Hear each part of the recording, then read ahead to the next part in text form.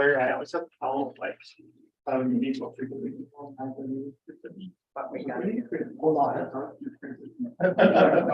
I know, and then you see me hustling across the ground in my high heels laughing at me probably. Where I was at all like. These will frequently.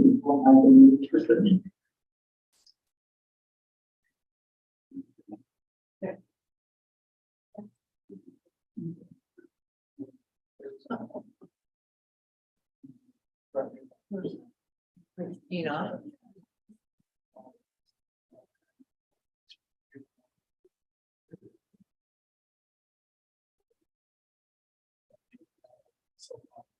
Yeah. So. I might check.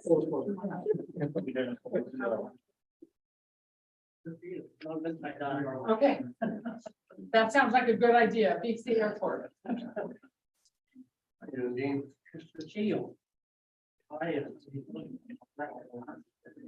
looked at. First, I've seen it. Person. Oh, I forgot in the work session, you wanted to show a short video. In the work session, there is a short video. Good. There's a short video that our community can, and what we're doing is we're working to reconcile Friends of the Fine Arts. They've been working tirelessly. I like the second. With what we know, we can do with our resources. And they wanted one of our more chairpersons, she's joining us from Seattle. I heard, I don't care, yeah. We'll figure it out. Oh, you know, if you get Seattle, I'm sure I number of people. Entire states. Entire state, somewhere over there, where they have totem poles. Oh, there I go. She wanted to get that in. But, We're gonna start with the flow. yeah.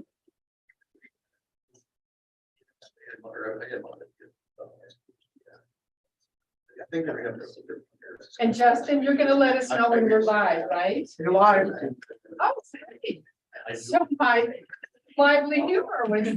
Nice. Yeah. Basically, yeah, but Sunday was one of my. Money that.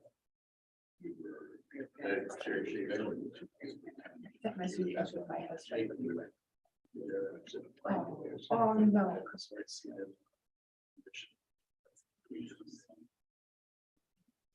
Sure. Just.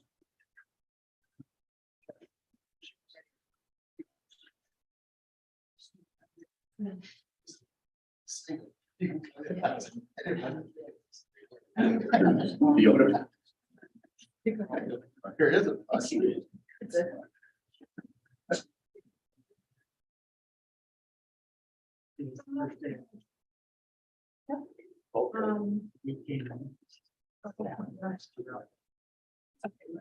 I'm not.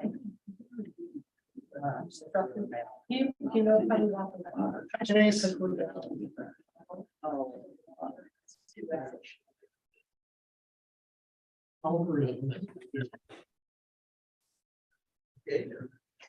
Hi, Janice. Hello. It's exactly the model. Sure. Just lay around. Yeah. Now.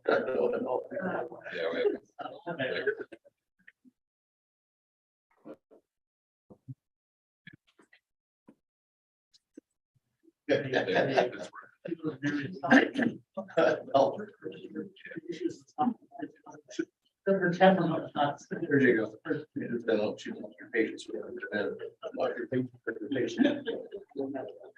Yeah. That's what. That's it.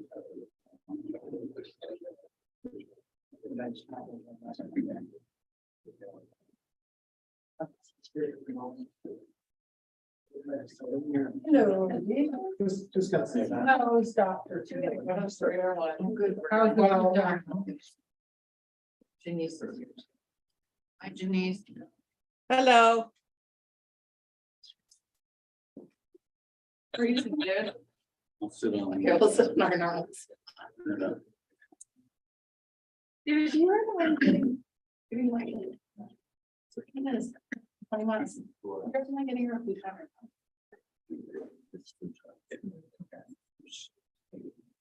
You remind me, I forgot to do something after the doctor's. You get food on? You get your food on. Yeah, no, Go back to like 5 o'clock. I didn't give it a call. that one. I was like, for all time, but then I thought, so shocked. I don't know. He's excited. He's ready to go. I'm excited. We're raring. Yeah. Yeah, 2 minutes. If any of the kids was there. Reason.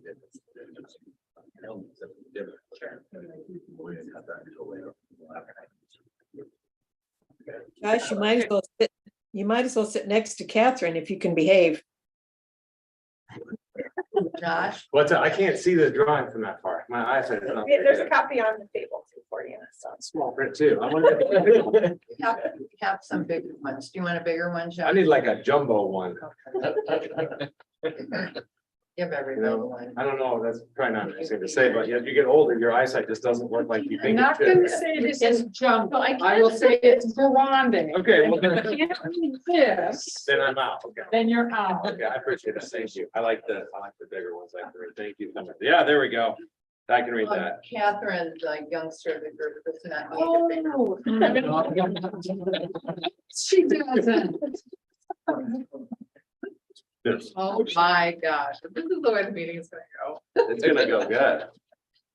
So then I walk behind you and I'm making the kid cups out. Hey, Pat, I did have one question for you. I know. I was looking at the agenda and we go with the minutes. Yeah. So it's like.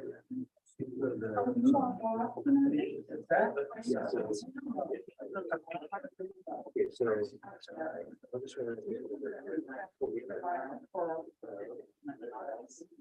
My question is, are we? I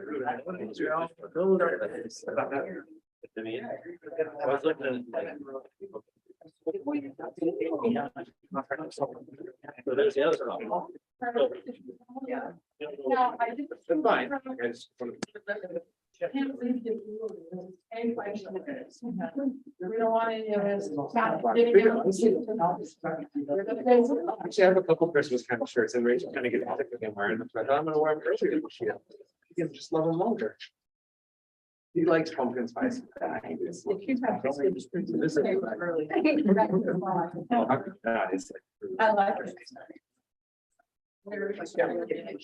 Yeah. Okay. Try. Anyone need an intervention? They're in trouble. Well, pumpkin spice is in- pumpkin spice is like sad. Okay, I'm going to call the meeting to order with the roll. House, Here. Fox. Here. Crow, Here. Mac, Here. Berkman. Here.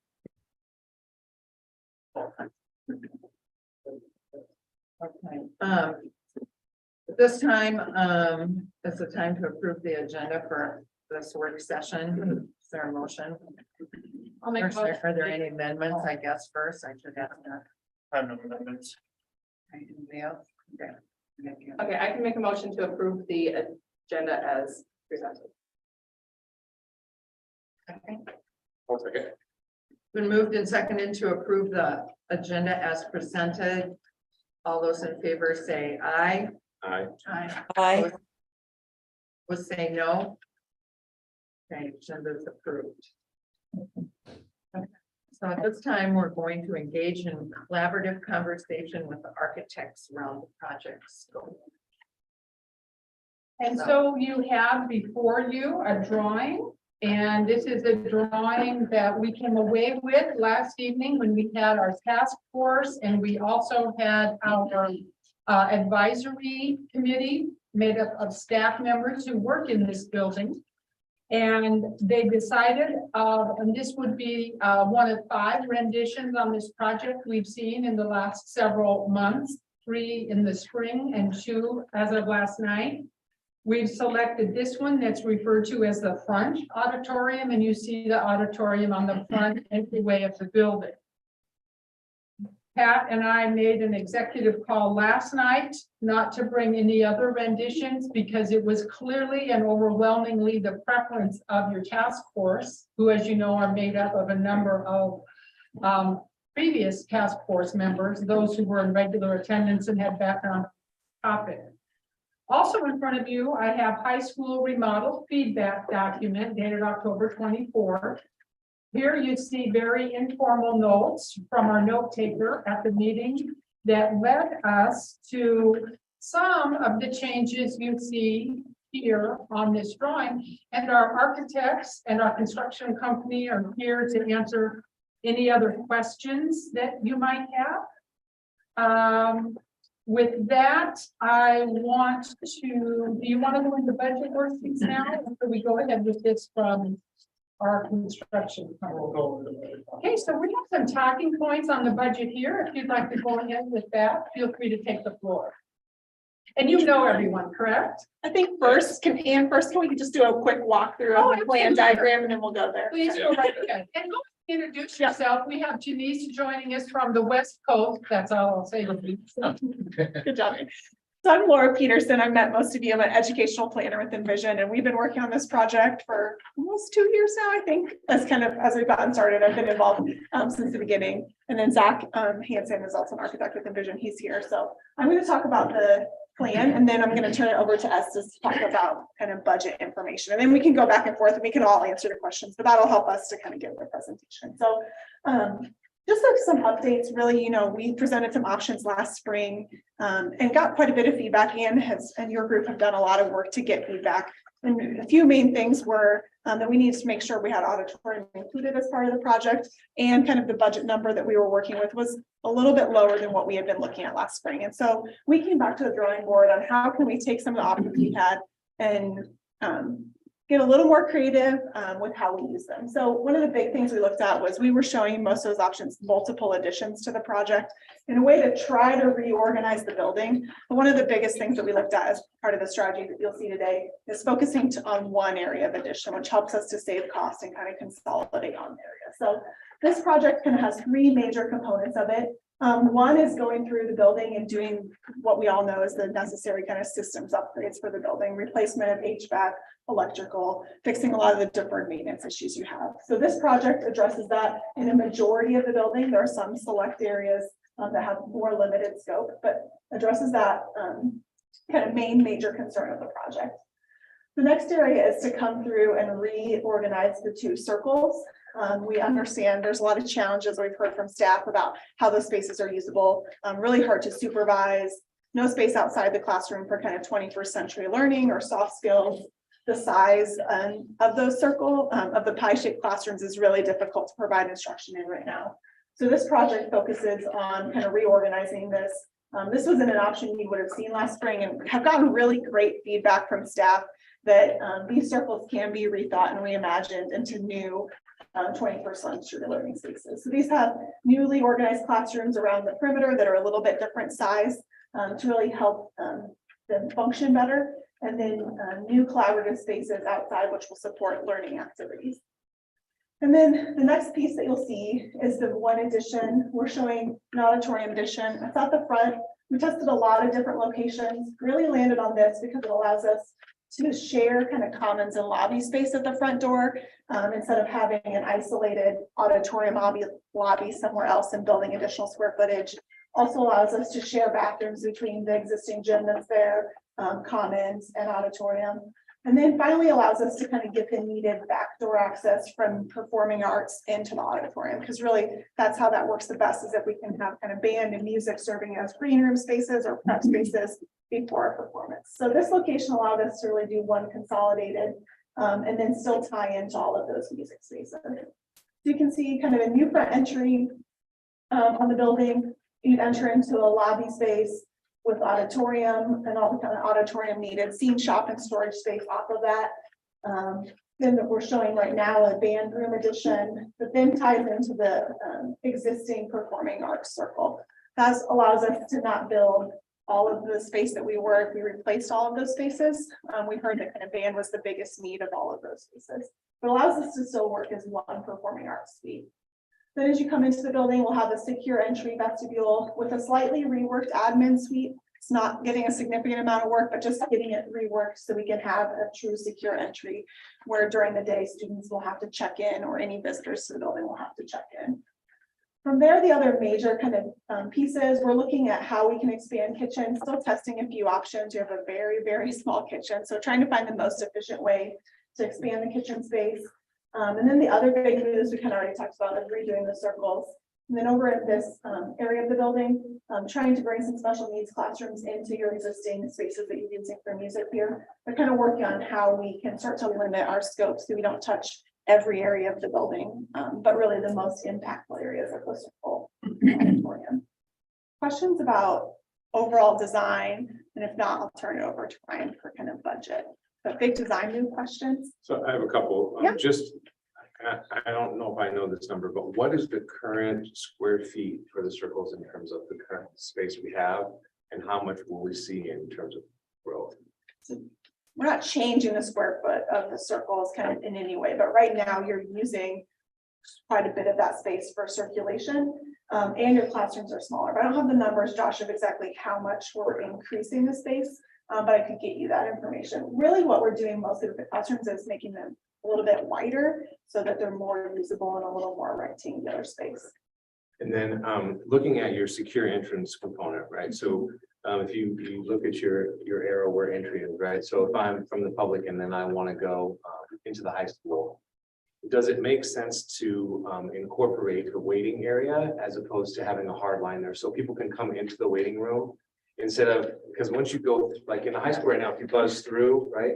It actually would probably, Does it? it actually goes like this. Okay, Josh. So you'd be able to get into this Okay, door that's my and then you question. have to be buzzed into the next. Yeah, because right now, It would actually kind of come around the.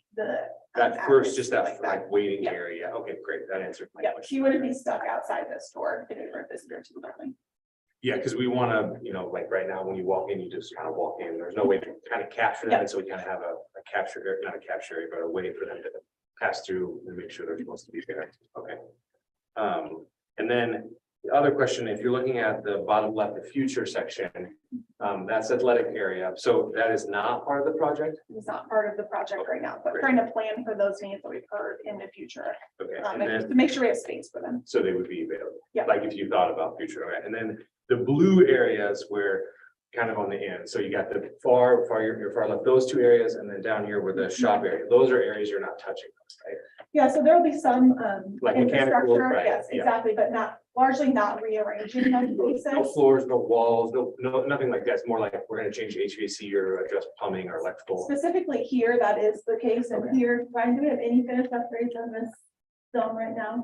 Or is it just, In the I'm north sorry, area, yeah. only the new special ed roads. So really here, all we're Yeah. touching is anything we need to come in and reconfigure as far as to get kind of program shuffles to happen. Okay. I think that answers all the questions I have right now. Thank you so much. Any other questions about design that I can answer right now? I'll let Ryan talk about his budget high points. Yeah, so my name is Ryan Ellsworth. I think I've met all of you. I'm with Estes Construction. We've been on board here with Envision since last year, working on this master planning. We've done work for the district in the past, so we're familiar with what you've got here. And so we were given tasked with a referendum amount of $27.125 million.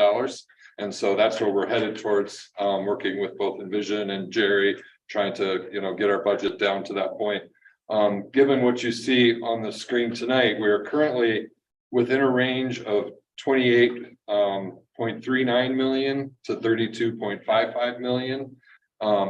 So we're still a little over our target, but we have come a long ways. We had some really good meetings last week with Jerry talking about the extensive need of the HVAC system here in this school. So we really talked about, last spring when we were looking at budgeting, we were looking about just taking the whole thing out and replacing it, right? So really being smart about what can we leave behind and still use and which pieces still need to be replaced, not to mention adding air conditioning. So we have found a lot of savings in those areas, as well as the efficiencies in the programming and the auditorium design that we've worked with. So we're still in the middle. We're about a $3.5 million bogey over where the referendum is. So we still have some work to find. But a few things that I want to let you know is included in this budget. Obviously, an 800-foot or 800-seat auditorium is still included, and this price includes that construction to be FEMA storm ready. So that would mean that it would be a safe space in a storm situation for the students. It would be I'm going to say a middle of the road auditorium. What I mean by that is we're not looking at a college campus sort of grade, but we're not looking at a barn either. It's going to be a very efficient facility that has all of the light and sound and everything that you need for your productions the day that the school opens. You're ready to go.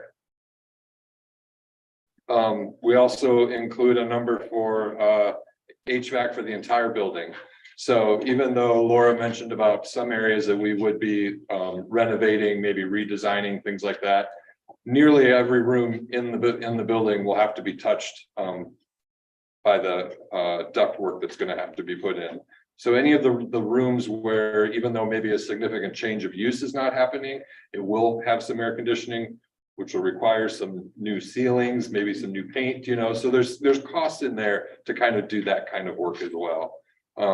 But we understood that the air conditioning the entire building was definitely a part of that. The one exception I will make is the area that we're in now would not be budgeted in this budget because Jerry already has some work in mind for replacing the units that are on top of this the structure that we're in now. This is on a separate system from the rest of the building. So this area would continue to be updated through the district's cash flow and not through this bond. So those are kind of a few of the high points. Are there any specifics on budget that anybody wanted to ask about? I have some questions, but I'll wait. All right, so. I have one. Yeah, go ahead, Denise. Does this middle of the road auditorium include a fly gallery? Did you hear? Fly space, yes, it does. Yes, Okay. it does. Without rigging. We do have a cost Right. for rigging, yes. Right. Because So another thing that we have in the budget right now is about $1.5 million worth of sound and lighting and rigging. Now, we understand that the district owns some of that already, and some of it will be able to be moved into the new space. We just haven't had enough of a deep dive on it yet to know how much of that is going to affect the budget. So Okay, to be conservative now, we're leaving that whole budget in there. okay. Thanks. So in your target of 27.125, does that include, that you're trying to get that, would that include any contingencies? Yes, so that is an all-in soft cost budget. So what that includes, it includes expected escalation, which right now construction is crazy, but we've got up to 8%, which is a pretty healthy escalation in there, assuming a bid at the end of next year. So all of these numbers would be what we expect the market to be at the end of next year. And then we also have both design and construction contingencies included in here. So that allows for unforeseens, further design, things we find when we start to knock into walls. So that's all built in there as well as all of your soft costs, meaning designer fees, surveys, permitting, insurance, bond costs, all of that is included in there as well. So this is an all-in number, not just the construction. You mentioned a little bit about cost increase, so 8% escalation. Is that what you guys are kind of seeing typically over the last 3 years in costs? Well, it's more than what we saw, what we were seeing in 2019, that's for sure. Now, last year we saw peaks of 20% in 2 quarters. It was crazy last year. We're not seeing that now. It seems to be leveling out. It is still high, and so that's why we have, I think, is it either 5 to 8 or 7. 7 to 8 is what we have in here right now. You know, that's aggressive without being sort of alarmist, you know, but it's still above what we were seeing 3 years ago. Are there steps that we can take to help manage that? To ensure that when we, decide to make a move, that we can lock in pricing, because we saw, some instances where materials costs have gone up so much that the Right. bid that they made, when they go to order materials, has gone well above what their profit margin would allow, and so they just say, hey, I can't even do it for what I bid it for, I'm not gonna do it, right? And so now you've got this project that's got all these people committed, but then you got them all back out, and so now we have this tumbling problem. Yes, so we do have a solution for that. Since we're on board as a construction manager, not just a GC. Yep. We're sort of here through the long haul. So once the referendum is passed and you have that bond capacity in hand, then we can really start buying material whenever we know enough about the design to buy. So when we see materials now that are like 8 and 12 and 16 months out, we can know, hey, we got to have that piece of the design done so we can get that stuff ordered now, even though we're not bidding out the rest of the work for another 6 months. So you say we're gonna buy a whole truckload of plywood or whatever. Yeah, well, this time last year, if you would drive by construction sites, you would see all the roofing. Yeah. You would see basically a foundation and then all the materials for the roof Yeah. sitting next to it. Because it was taking so long to get roofing that people were buying it a year in advance, and just sitting it there on the site. So they have, So they had it. so it doesn't. So those sorts of things, we will continue to watch and to market and to watch the market as the design goes on. So that was my other question, but you already answered it, to make sure that we have materials. So as the project progresses, we have materials ready to go. So we're not waiting, right? So everybody's like, well, we don't have roofing material, but we're ready to put the roof on. We have to send these other jobs. And that. It Correct. sounds like you have that problem solved as well. Yes, absolutely. Okay. Yeah. Looking at our current building. What is the length of time before we're gonna have to put major money into this building if we don't do this project? Well, Jerry's a better answer to that than I am, but I know that there are things that he's patching together right now that are, there are needs for this building, and there have been needs at this building for a while. So for me to say that it's any worse tomorrow than it is today is hard to say. I would rely on the people that are We've here every known day. about them. You've done ICAT reports for us in 2012. We've known about the problems for a decade. Sure, yeah. So, Jerry's already doing work. These units up here that we had planned to be part of this referendum, he's gone ahead and started budgeting for in the next year because, not knowing the future Should have. of this fund. Why not start now? Yeah. Excellent. And then, looking at the 800-seat auditorium and looking at districts our size, is that on par with districts our size? Is that too large? Is that too small? It's large, yeah. So is it, and I don't know how that number came about, but is it based on, somebody maybe can help me, like, is it the size that we currently have? Is it because it's the right size for? It's based on the number of students that would need to use it. And it's less than Waverly. It's similar to schools our size. And yes, the research has been done on that. Do we know where that's at, Janice? Could I look at it? Why don't you come to the meeting tomorrow at 2:30 with the committee that's working on this? That'd be great. And then you said FEMA storm ready, so it would fit basically all the high school and middle students into that facility, so for a storm? High school, yes, would it include middle For sure, school? the high school capacity, I'll have to go back and check, Josh, if Okay. it also fits the middle school capacity as part of that project. Because maybe the comment gym is one, I don't know. Yeah, that's the only reason I asked. Gary, do you know? I don't believe, And then in between all of the studios is also, so like where the purple walls are. Yep. Those are. Okay. That's what the mechanical requirement. So we have enough, if we were to do this project, we would have enough to cover everybody if we had perfect, thank you very much. Do we currently, Jerry, have enough FEMA storm? No, we do not. Not quite. Jerry, was your first project a FEMA project or is it it's an IC? It's just a code required. Correct. Just so you know, FEMA requirements and FEMA codes, but it's a storm shelter for the students. For state of Iowa, right? It meets the Okay. code. Great. Yes, and so the number that's in here right now is FEMA dollars, and that's a much higher standard of construction. So it is a higher number than it would need to be if you just wanted it to be storm shelter. Certified, right? Certified, Whatever. yeah. Okay, okay, great. Thank you very much. Appreciate it. So I have a question, and I don't know if anyone knows this answer, but thinking of this as a community space, are there many FEMA approved structures in Charlotte? That's a good There question. aren't, are there? No, that's what I know. So we've got Schroed's basement. Do we have any shelters or anything in town? I don't even know. So that's just good to know that it Paul could and be a Margot have one in their basement. Well, everybody couple else. of. No, but I'm saying there are people, individuals. But not from a community standpoint, Yeah. that could be a FEMA But space. they're probably not gonna let everybody come to their house. We're getting off topic, but we know that there's Yes. probably not. If you had a storm happening in the evening, you could Correct. invite community. Community could be in that space. Okay, Especially for probably. excellent. Thank you.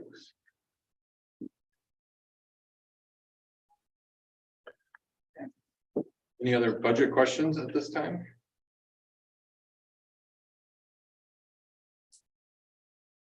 Thank you. Yes. So. So we still have to shave a little bit off of this, so A little bit. quite a bit. Quite a bit. little bit. Are you assuming any of the money that is being raised separately or not? Or not, because it's not cash in hand yet. So if it could be cash in hand, then you could come. Right. Cash in hand right now is a little over $1 million, Little over $1 million. but we're just getting started.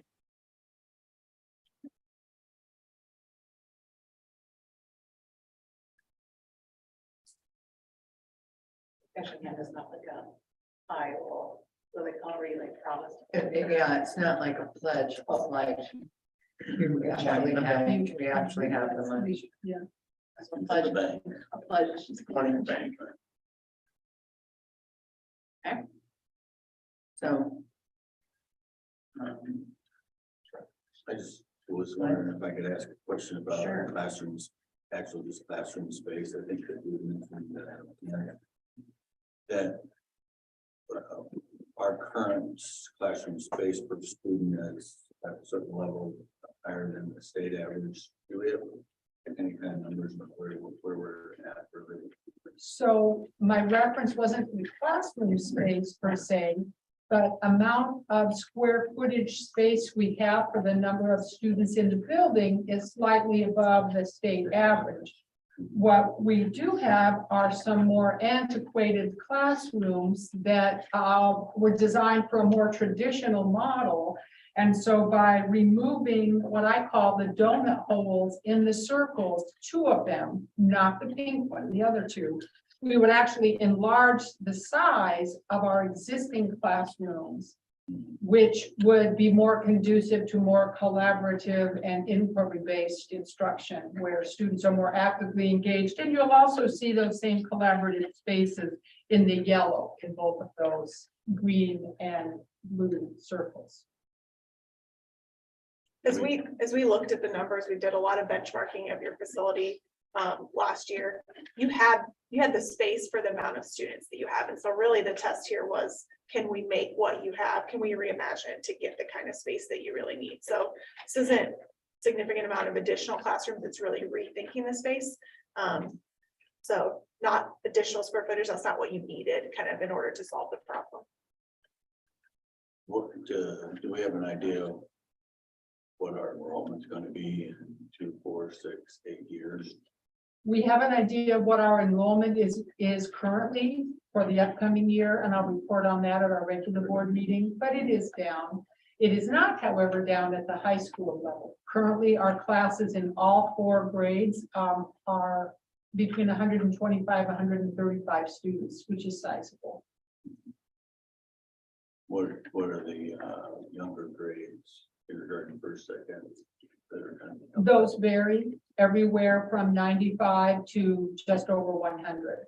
And then after grade 6, they tend to grow. As you know, we have a private parochial school in town, and those students come to us in grade 7, if not before. So I have a question about the circles. So are we knocking down existing walls to make an open space, or what is that? Yep, so to look at the two different circles. At this circle, you walk through, right now, there's a kind of perimeter wall. There's similar kind of space in the middle, but you can't see into it. You can't use it for classroom space. So there we're taking out the center of that circle. They're also expanding these classrooms kind of in width. So right now they're a little bit narrower, so we're expanding them all in width. But generally, if you thought of this one, it's mostly taking out the center ring. In this circle, you have a whole ring of small spaces in the middle that you currently walk around. There's a lot of smaller offices. I think like AEA or speech is kind of in that space. And your classrooms are even shallower. So here we're taking out all that function that's at the middle currently, and we're also growing the classroom spaces. So we know where those offices would go. Yeah, so some of them you'll see are kind of built into these areas like speech and AEA. Some of those programs are coming over to this space. We're doing a space shuffle to get that space kind of reassigned. I have a question about the auditorium space. Initially, we talked about board meeting room, black box area. Is that gone? Is that We're currently showing a boardroom kind of on the project right now, right at the front door. I think one of the feedback pieces from last night is maybe that wasn't one of the most needed pieces of the project as we look to try to scale it into budget. But it's still shown right now, and as we start to tweak the project, it's still in, as of today, the price that you see. What's that worth, do you think? The reason I ask is someone has given $250,000 to have their name on that space. Is that enough? No, I think we're at, 1,200 square feet. yeah, 370, I thought it was more than that. So the current boardroom on my copy is 1,200 square feet.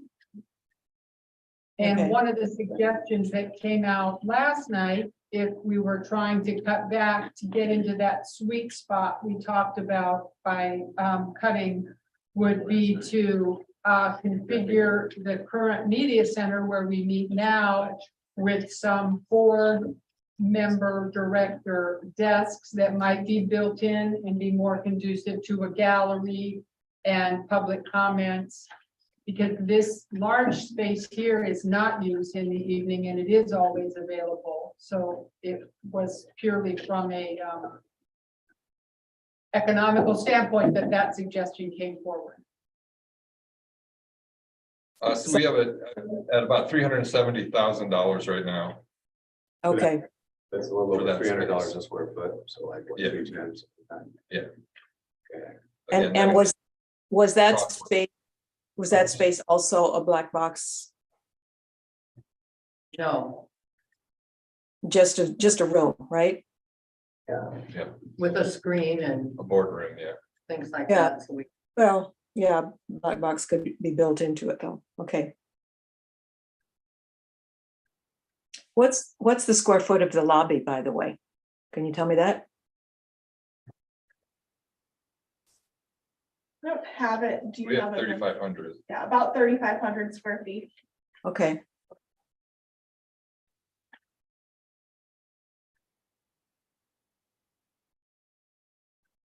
I mean, I don't know, with the long-term plans, I don't, just personal preference, I don't think we need a boardroom.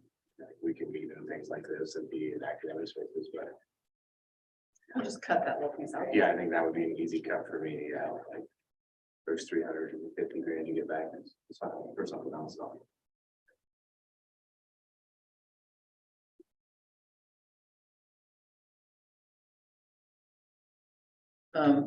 We did talk last night about needing a entrance on the north side into the auditorium area because eventually some of that open space to the north could be more parking. Can we get around there? I mean, I'm not sure what the length of this is, but with the parking and stuff, and there's that kind of cliff. would we have enough to be able to go around there safely? You could come from the other Oh, direction. From the corner of First and Salisbury, Yeah, that area Bus could lane. become part of Yeah, it. Actually, no, not the bus lane, actually the corner of Salisbury and First. It's a lot of beautiful trees and fairly flat now. oh, we don't take the trees. I know, I'm very concerned about that. You can still little fences around it. It's kind Go of like, for There it. is there a loading dock entrance though for the auditorium somewhere? We're currently showing a stage kind of access drop off point as part of it. We haven't discussed if that's for sure a true loading dock condition or not as part of the project, but we do have a back entrance for the stage to get sets and props and things like that in. So if you were bringing in a traveling show, would that be sufficient? If this is a, I would say it's pretty typical for what we see in most high school auditoriums. We have, So it's- you can bring it straight in. like a garage door size?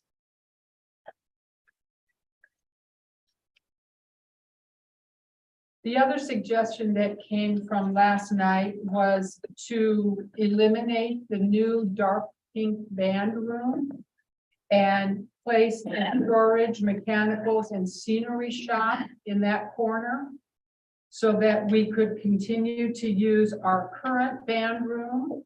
And although the ceiling in our current band room is less than optimal in height, you can see a very short walk in the new corridor would allow the band to use the stage and the acoustics in the auditorium much of the time.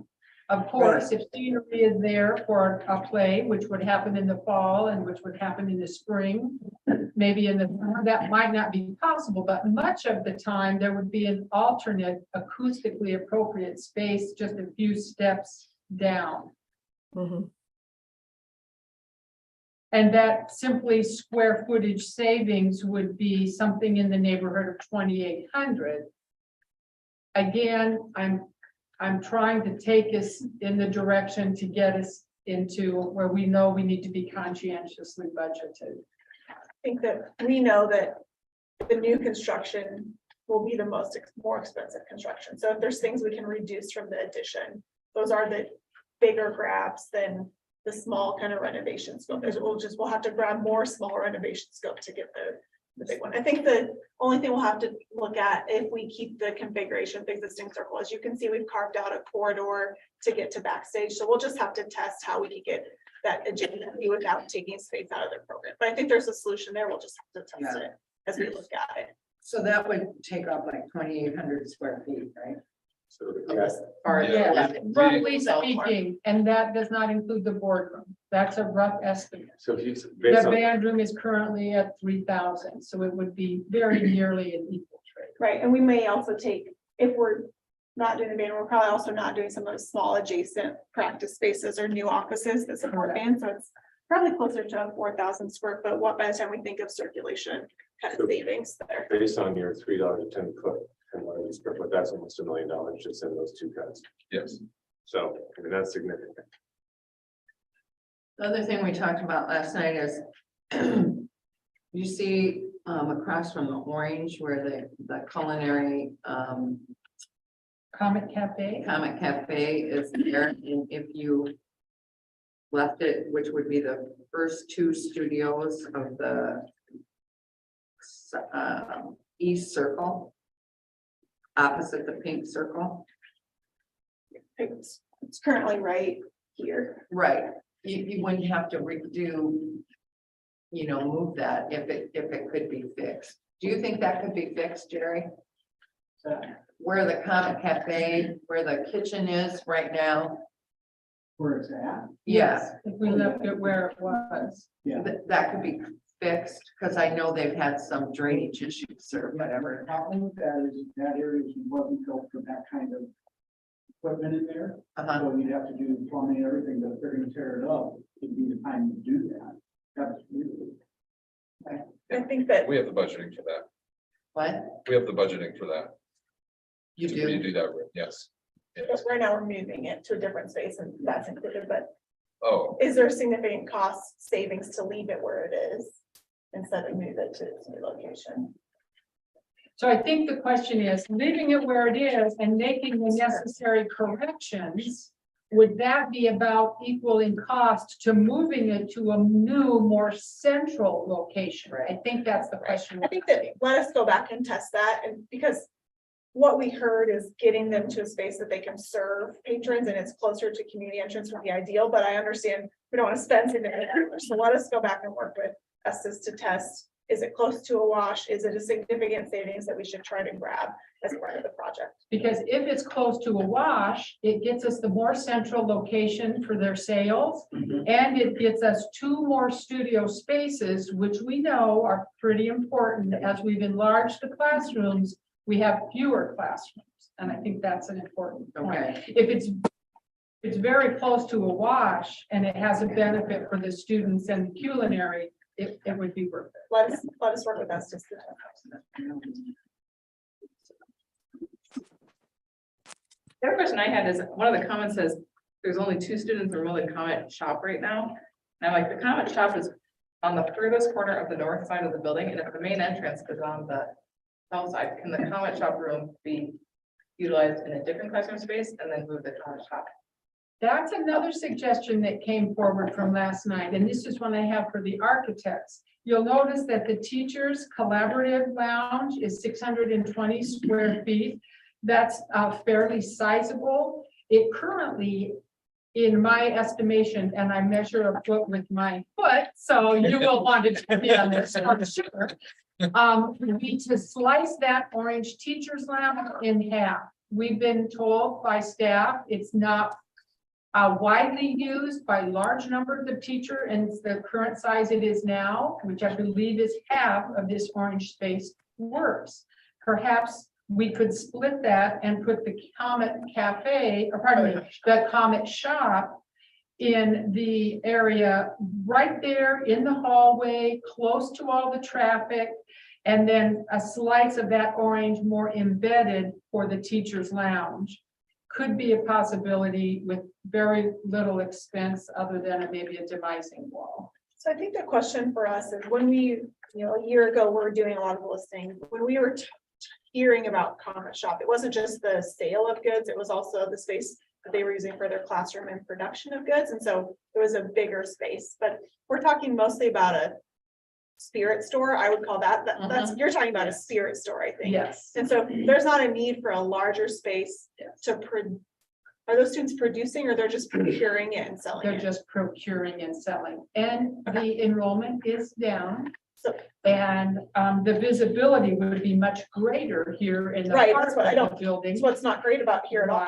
Yeah, so. Helps us that's understand, because sounds like maybe what the vision was a year and a half ago versus where we are today are just different, and that will allow us to align those things. The tricky thing with that space is it's a science room, and so what's the next best thing to move into that space, because it does have great science infrastructure. So we'll just have to do some tests on, is there a different program, maybe. Could you put We have that some- cafe there? We've talked about that, and the other thing is that it's as far away as possible from people, but it could also be, some of the special needs spaces that we're talking about with skills labs in them also have significant plumbing needs to them. So some of those that we were looking at doing, you'll see kind of right over here, if I just point, maybe we can test those. So give us a chance to test it, but it sounds like we can rethink kind of the needs of Comet Shop versus where we were at. Yes, I would encourage that, and I would encourage it in that more central location. And as far as the science rooms, there were a couple of science teachers voicing opinions. They're very reluctant to part with the empty science room, and you can imagine why. What is one of the most popular and growing interest areas? Science, technology, right? Engineering and math. And so such an expensive room, which is one of our recently remodeled rooms. And when we suggested maybe the culinary lab, we were told by another partner of yours, Brad, the demolition on the concrete floor alone would be cost prohibitive to retrofit it.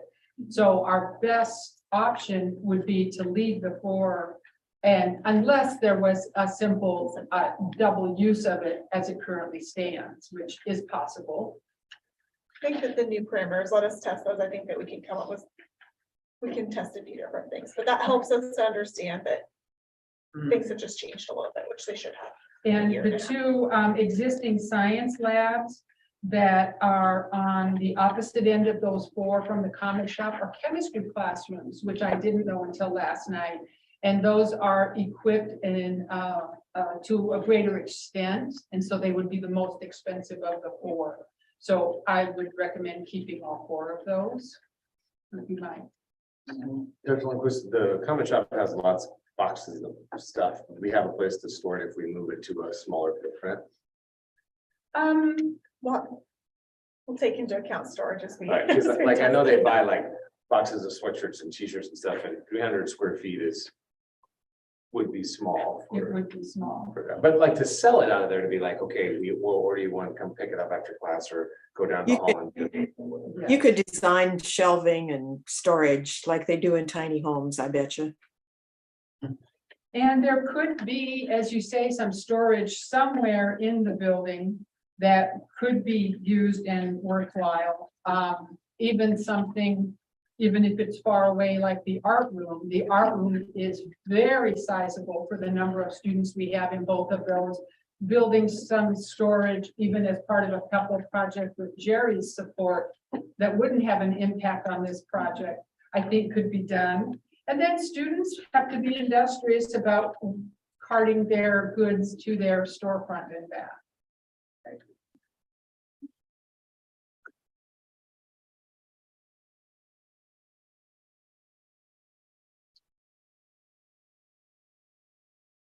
Another thing is, Zach, you remember this, I think we had that discussion about this room.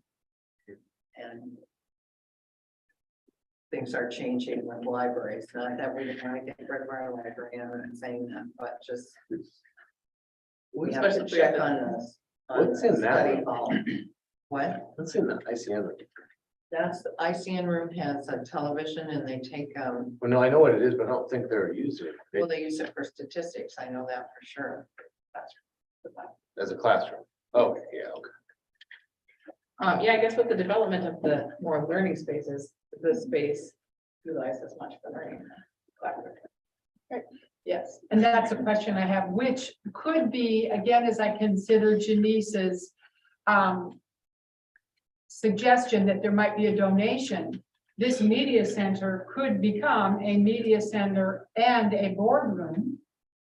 And the access to the public through entrance 12 is ideal, especially for someone who might have limited mobility. And so even reconfiguring this space with a boardroom, a double duty room, boardroom by evening, media center by day, would be a fairly inexpensive change and could easily have a name if a name is something that we would like to honor someone with without it being an exchange of a good or service. And that's advice I've been given. I do want to say that in the ag section and the industrial tech, that's the light teal here on the lower left hand.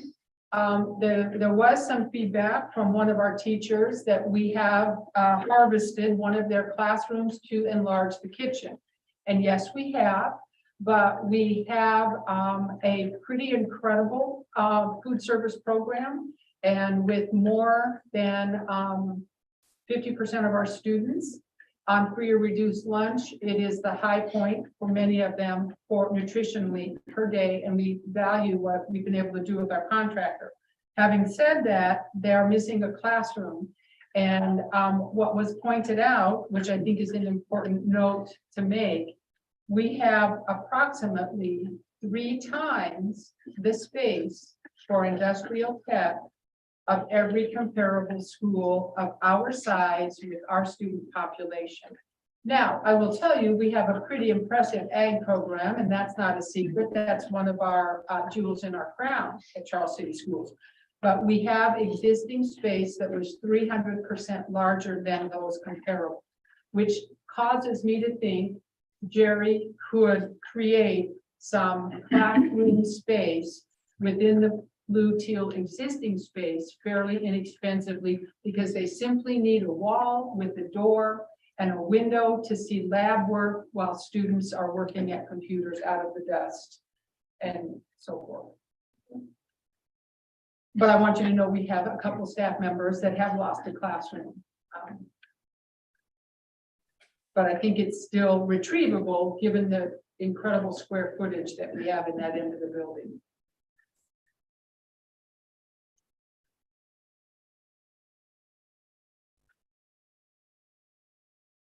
Another comment was asked about whether this auditorium would infringe or it would fall too close to the road.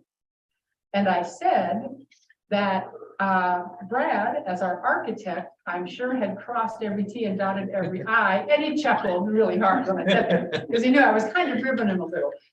We would just want assurance that we can actually construct that close to Salisbury Road. That was a question that's been brought up by a couple of folks, and I trust you guys will be on that, but that will be the only other question that regarding that egress towards the road. I think also the trees was a big question. We went out there and looked at that today, and it seems like that we aren't touching, not touching trees kind of with this plan significantly, because you can kind of see if you go out there, they're mostly to this side of kind of the bulge in this circle right now. So yeah, my quick test, eye test today, trees we're at least like 99%. and we wouldn't go into the road. Maybe just one.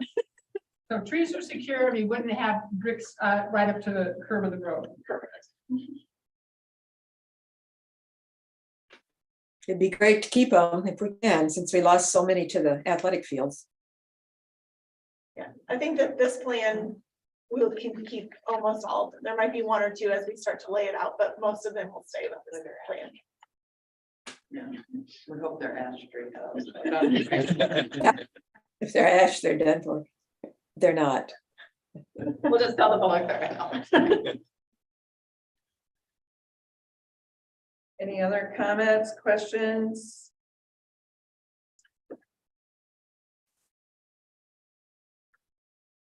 We appreciate all your work. Get there, we're almost there. And I think I have covered all of the comments here. The only two that were not listed here that I checked with our partners, whether or not there was a restroom for the cast and the crew. And yes, there is, it will be included. It's simply not evident at this level of detail. Again, we're getting a general scope before we get into too much detail.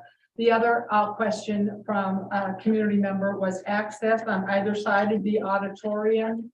And it appears that we have that as well. Correct.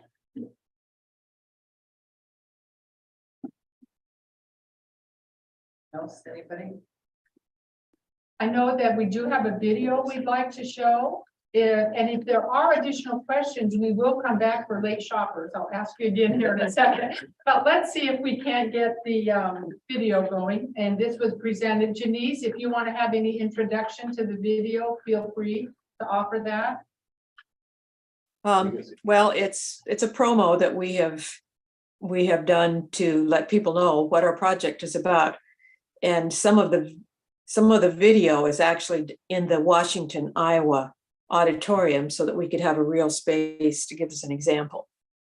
And Larry McHale is the narrator, our former choral director. That would be you, sir. For 90 years, the auditorium at North Grand has been the center of the performing arts for the schools and community of Charles City. The Art Deco space was home for vocal, band, and orchestra concerts, plays, musicals, and speech nights, dance recitals, community theater performances, a community concert series, and so much more. Although through the years, the auditorium has had some updating for the audience, new seats and curtains 40 years ago, fresh paint and carpet, for the directors and performers, the stage had limitations because it was built to serve the school in 1930. The 37-foot stage opening has become too small for the symphonic band. The chorus is partly covered by the grand piano. The ceiling above the stage is too low and not strong enough for a wedge system for raising and lowering painted drops and other set items. Backstage space is small for moving crowds on and off stage, especially when set pieces are filling the limited space. Lights above the balcony, which were wired in 1983, are dangerous to adjust. A 40-foot extension ladder must be angled from the balcony over the audience to the lights. Side lights require climbing the ladders on the walls with a safety harness. It is time to look to the future. The Grand Avenue Auditorium no longer belongs to the school. It is time to build a new Center for the Performing Arts on the middle and high school campus next to Comet Gym. It is time to have an addition where our students can use the auditorium on a daily basis for rehearsals leading up to concerts, where classes and theater can have a home, where large student, staff, and community meetings can be held in comfortable surroundings with good sound and lights. It will be a place that can be shared with the community theater, community music groups, dance reviews, political caucuses, and touring shows. The school architects have designed a state-of-the-art event center that will bring our school into the 21st century. It will be built next to, connected to Comet Gym. Besides all the fine arts advantages of the new Center for the Performing Arts, a larger stage, a fly system, catwalks for safely setting lights, a scene shop, and dressing rooms. It also will be built to storm-safe specifications to protect our students, staff, and nearby citizens if threatened by extreme weather. It will include a room that will be available to headquarters of Floyd County Emergency Management personnel following natural disasters. This will truly be a community asset for Charles City and its schools. The cost of this project is estimated to be $15 million. We have applied for FEMA funds as well as many other foundation grants. Local donors and alumni are stepping up now to give what they can this year, as well as pledging what they can give in the next 5 years. How can you support this step into the future too? Here is a pledge sheet that tells you where to direct checks or credit card payments and allows you to make pledges for coming years. If you prefer to pay online, please visit our website at ccauditorium.com to complete a secure online donation. Other people have pledged annuity or interest payments, monthly payments, loaves of grain, whatever fits your financial situation. If you have questions or need more information, contact Tim Mitchell. Also, join the Facebook page of Friends of Performing Arts Charles City to keep up to date with our progress of making this vision a reality for our community.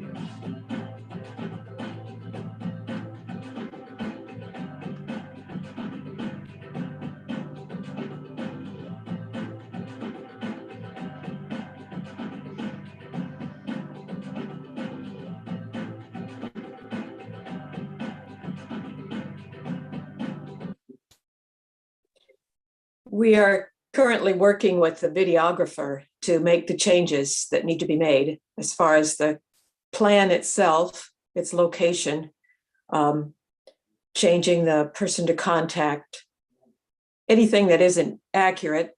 When we made this, that was what we thought was going to be the location. So we're taking care of that.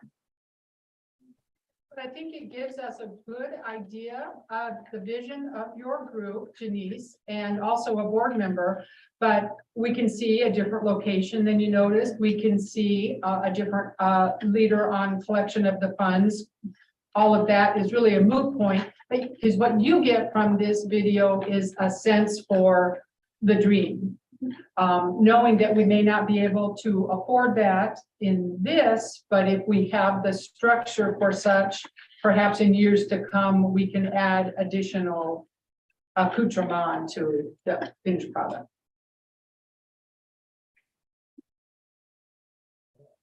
Does anyone know, is the auditorium, the 800 feet, is that all one level or was there like multiple levels?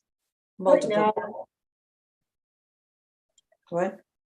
Right now, you'll come in, it's not flat, it's sloped, and there is a small balcony, but we can test different arrangements, whether it's balcony or not, but most of the time when you get to 800, we'll have a balcony as part of it. Do we know what's on just like the base floor for seating? No, we're not anywhere close to, we're not there. And it kind of goes with With the grade, if With the that grade site of the- falls away, so. yeah. That makes sense. Yeah, the architects will figure that stuff out. Yeah, we're not. Sure will. We're a big bubble right now. Any more Okay. questions?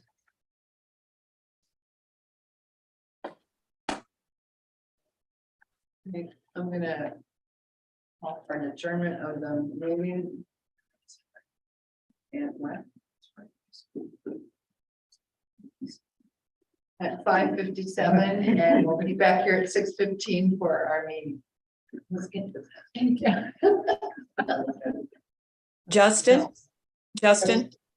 did I just leave this on? Yes, I'm gonna mute and stop video. In the meantime, though, But I don't need to Yes. resume. I don't need to resume. you can just stay right on. Okay, thanks.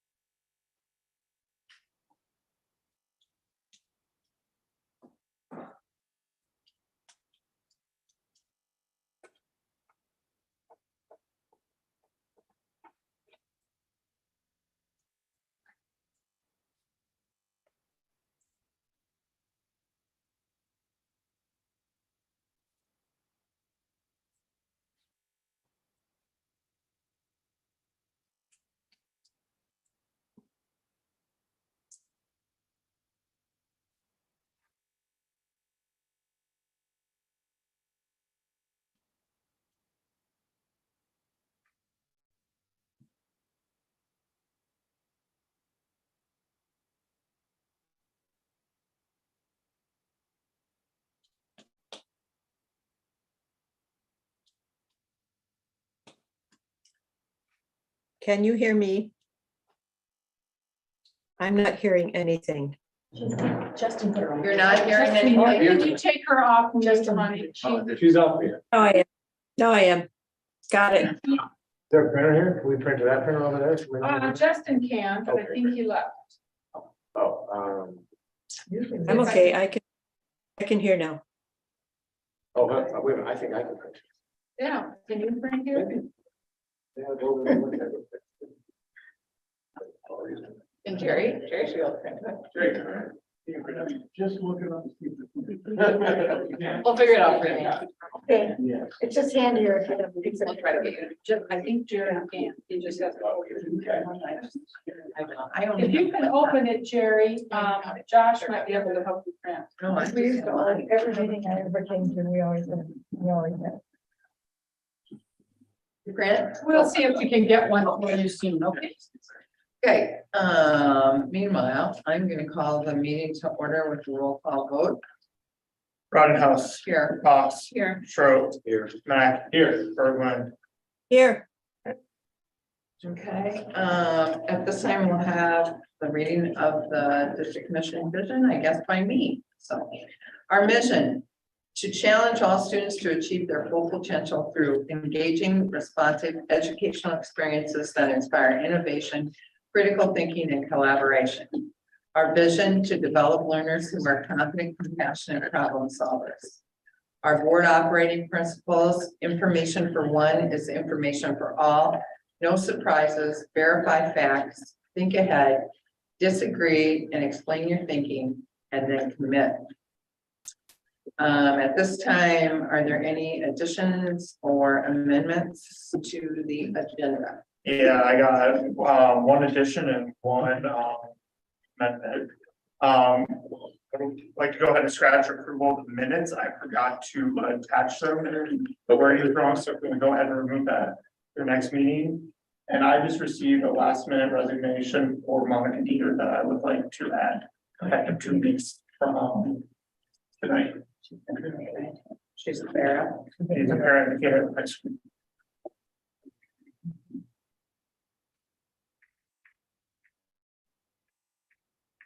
I would make a motion to remove number 4 and add the addition to the consent agenda. I'll second that. Been moved and seconded to amend the agenda and add to the agenda as presented. All those in favor say yes. Yes. Yes. All those say no. Agenda passes 5-0. Are there any visitors here for public comment this evening?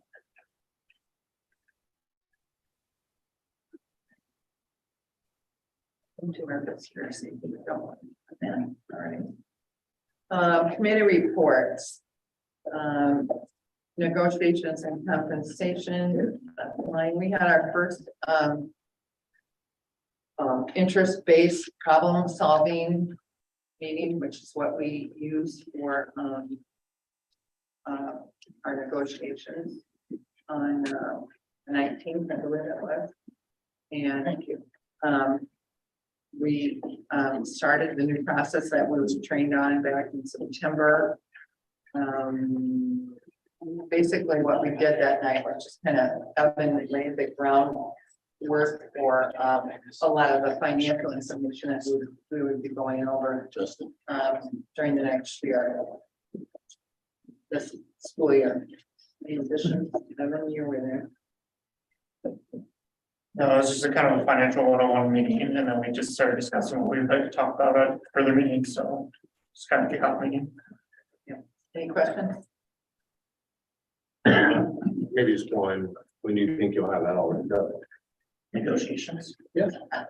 You know, that's a fantastic question. I can't answer. Yeah, we have no idea. Contracts starting the second week of March, so that'll be a good goal to keep in mind. So you don't have your crystal ball, I'd say. No. Okay, thank you, Brett. Okay, Josh is coming down. yes, and Josh is gonna be on the committee now. Things move, just for asking that question. No, truthfully, Josh is going to be on that committee. Okay, superintendent report, Ian? Yes, I am going to add for you what's going well. And I have to admit, it's lengthy, but I'm not apologizing for that because we have some really great things going well. So you may be familiar, and if you don't mind, I have a few extras. I'll be happy to share a couple here and there if you don't mind sharing, and maybe we can pass those around and then we'll press. On the food service, director is Paige Ellsburn, and she, in collaboration with Jenna Brum from our Chopper Food Service, applied for and subsequently received $8,000 in grant funds. It will fund the purchase of local, domestic, unprocessed, or minimally processed food to help mitigate the challenges associated with the supply chain disruptions. And I will tell you, I had a chance to serve lunch recently with one of the assistant principals, Dana, in the middle school. And it was amazing. And those kids were well fed, taken care of, and completely unsolicited. Positive feedback in every school on school lunches this year. And not many kids will offer that without being probed or posed. So I was excited. At the high school level, I'm pleased to report the percentage of students with an ACT score of 22 or higher improved significantly from 28.57 to 52. This exceeds the state average. So this is pretty remarkable, folks. So the 52, the state average is 47. Congratulations to the Comet volleyball team. They're competing tonight in the regional finals in Western Dubuque. A win tonight means they advance to the state tournament. Good luck to the athletes and to their coaches. I also want to recognize 4 students in our performing arts department for statewide recognition. These students made all state music. Sophia Jensen on the flute, Katie Heckers on alto, Anders Haglund on tenor, and Lillian Egan on violin. So congrats to those talented Comets.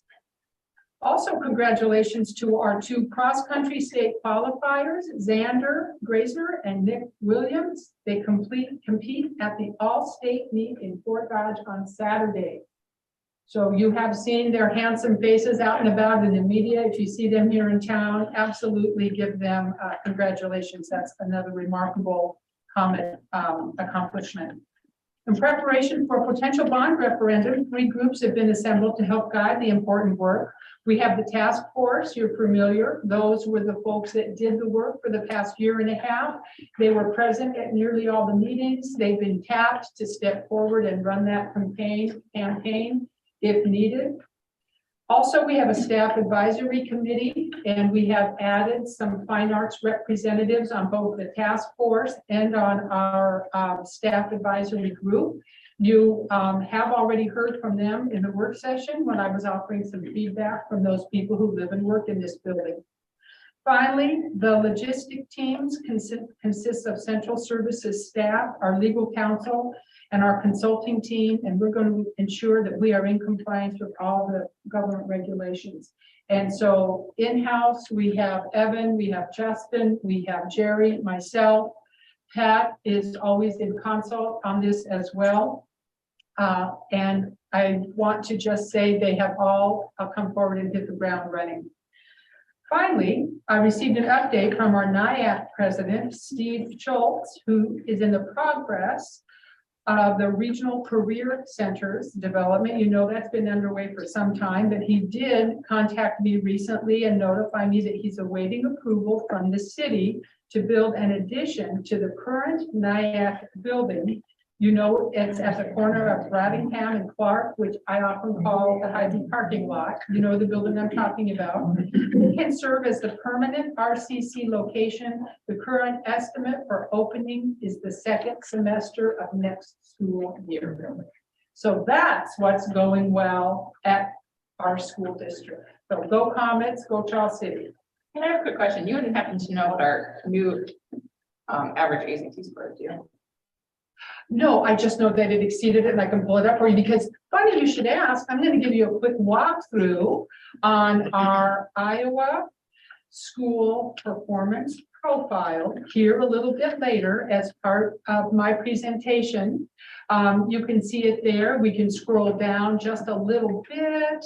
Yeah, and I talked about. And there it is at 52% or 22 or above. Now we can unpack that and I can show you how to do that a little bit. Yeah, I didn't know if it had the breakdown of what our new current average was. Yes, and I'll have to go a few layers in, but yes, we can certainly do that. Cool. A while ago, I think it was in July, we approved the NIAC contract. And that was kind of based on a certain fixed amount for their building. Are we going to see any reduction in those costs by them using this space, or will that go up, or where do we think that will go?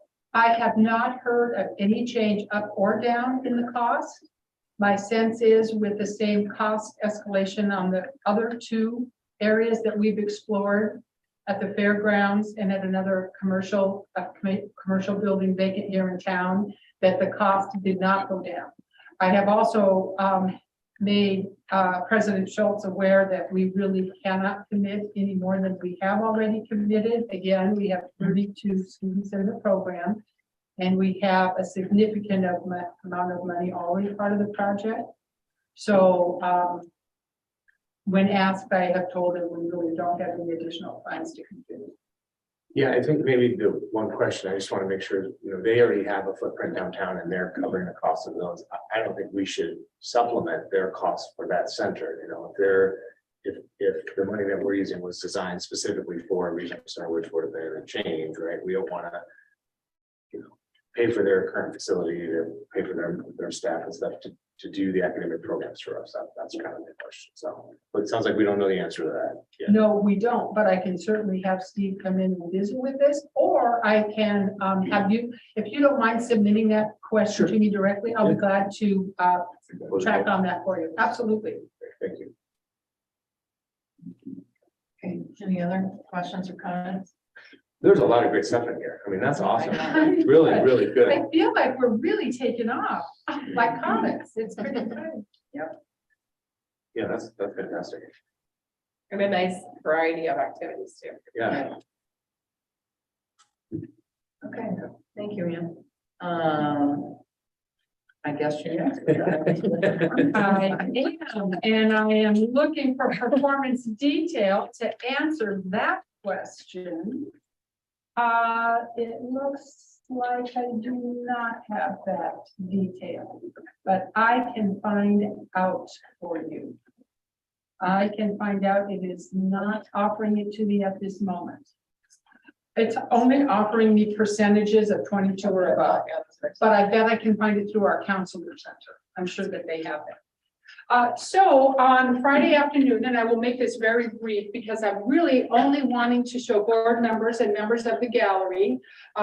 Here at the Iowa Department of Education website, you simply Google Iowa School Performance Profile. You'll land on this page and you'll see some very interesting data that's compared to data from throughout the state. Now, as our numbers change, so do other schools. So as this is all an average of other schools, we might go up, other schools may also go up, so we also have to respond. If other schools go down, we could appear to be making progress when in fact we're really staying the same. So we always have to look at the data as one measure, and there are multiple measures that we look at. This being one of them, but I think this is a fairly solid one because we're not all that different than the rest of the schools in Iowa. As we know, our students and families are very caring and our staff are hardworking and talented, but it's nice to see when we can exceed the state average. That means we are truly going above and beyond. What you're noticing is that our demographics are virtually unchanged.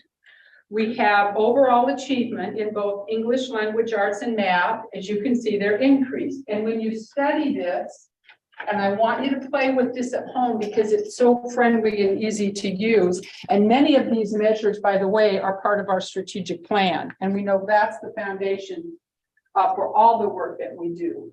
The little question marks here, if you were to touch any one of the little question marks, they will unpack for you exactly what that means. If you're to notice here, there's a black diamond. The black diamond represents where the state is on average for any of these areas. The dark blue bar then tells you how close we are to that state average. You can see improvements over last year in both English language arts and math, percent proficient. Conditions for learning composite score. And this is an important one. We see conditions for learning. Yes, we are still below the state average is at 49. We over here see we're at 38.89. But what we have to know is that last year we were at 30. So that's almost 9 points increase. And conditions for learning tell us how students feel socially and emotionally while they're in school. Do they feel like students respect each other? Do they feel like teachers care about them? Do they feel like they have an individual teacher that they know they can go to? So it's important to see growth in that area, and all of our schools are focusing on this as part of the social and emotional and culture and climate goals we've set for the district. By the way, you'll be hearing mid-year reports from all of your principals that will unpack their current action plans. We reviewed them just today for a couple of hours, so you'll see some fascinating growth and work there. So feel free to go down and look at any of these. Our graduation rate for both the 4- and 5-year graduate, it is down by 1 and 2 points respectively. I'm a little concerned about that. So that's an area that we're targeting at the Innovative Campus and also at the high school. We know that students who do not graduate from high school are more likely to be incarcerated. We know that their earning is negatively impacted over their lifetime. So that's an important measure we're monitoring. So with this brief walkthrough, I want you to notice as you go back to the top of the page, this is your district as a whole. If you want to go back, you can not only look up Charles City Community Schools, you can look specifically at a single school. So you have, for example, if we go back one level, and I'm not sure if we can do this for you, Justin, in this, but you can search, for example, by Lincoln Elementary School. What you won't see is Washington. Washington doesn't have students that are tested. Those little squirts are just too little for this kind of metric, and we're happy about that. But if we were to go to, say, the middle school, we could see their data pulled out in all of those areas. And there's our governor, and I'm putting poor Justin in a bad spot because I sent him the link and he can't go back and forward. But I've used up my time anyway. What I want you to do is explain or explore this, look at your schools, look and see how they perform. Notice that you can see trend data. It's so user-friendly. Please take a few minutes in the next 2 weeks to look at that. Then contact me if you have any questions. I'll be happy to meet with you and unpack it. Share this information with any of your friends and neighbors and constituents because it's telling, it's positive, and we've also built our strategic plan around it.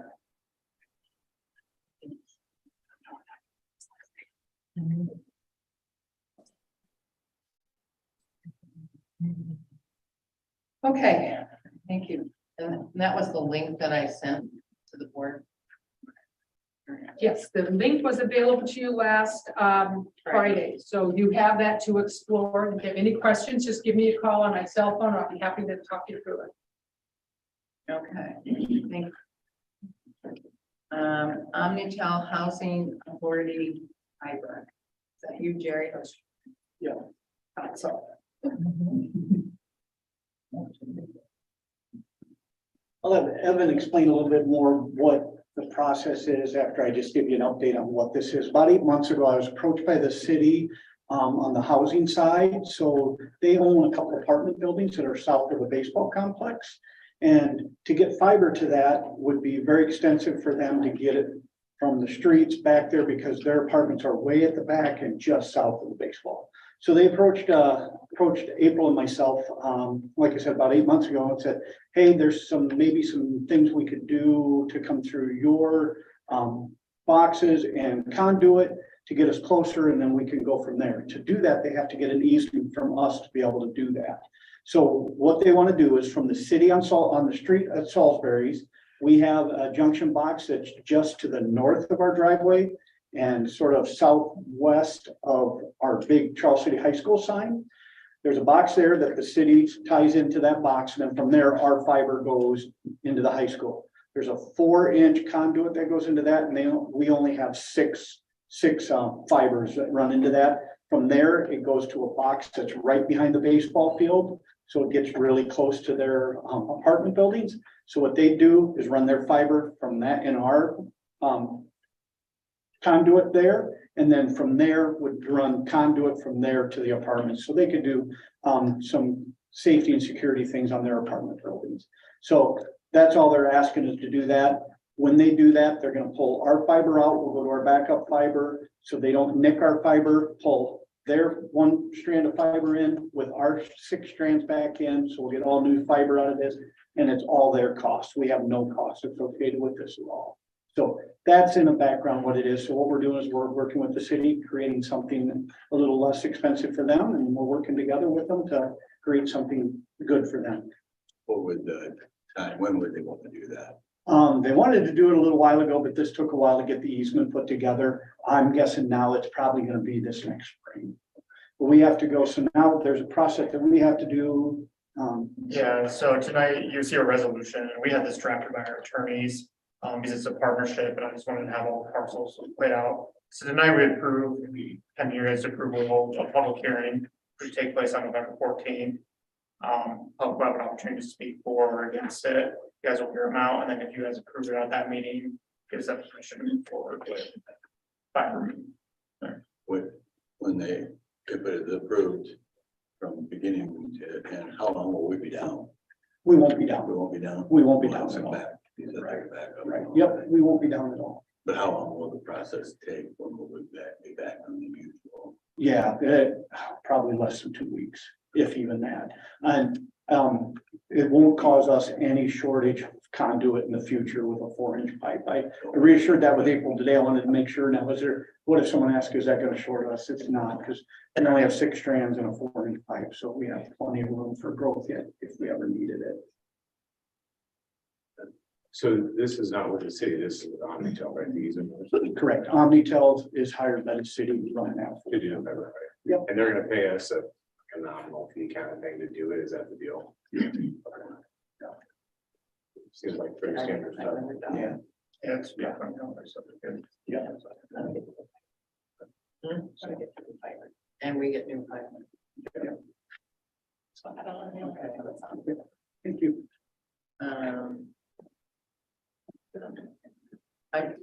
Do we have to read that? Okay. All of this? Yes. Congratulations. Like the rise of stuff and reading today.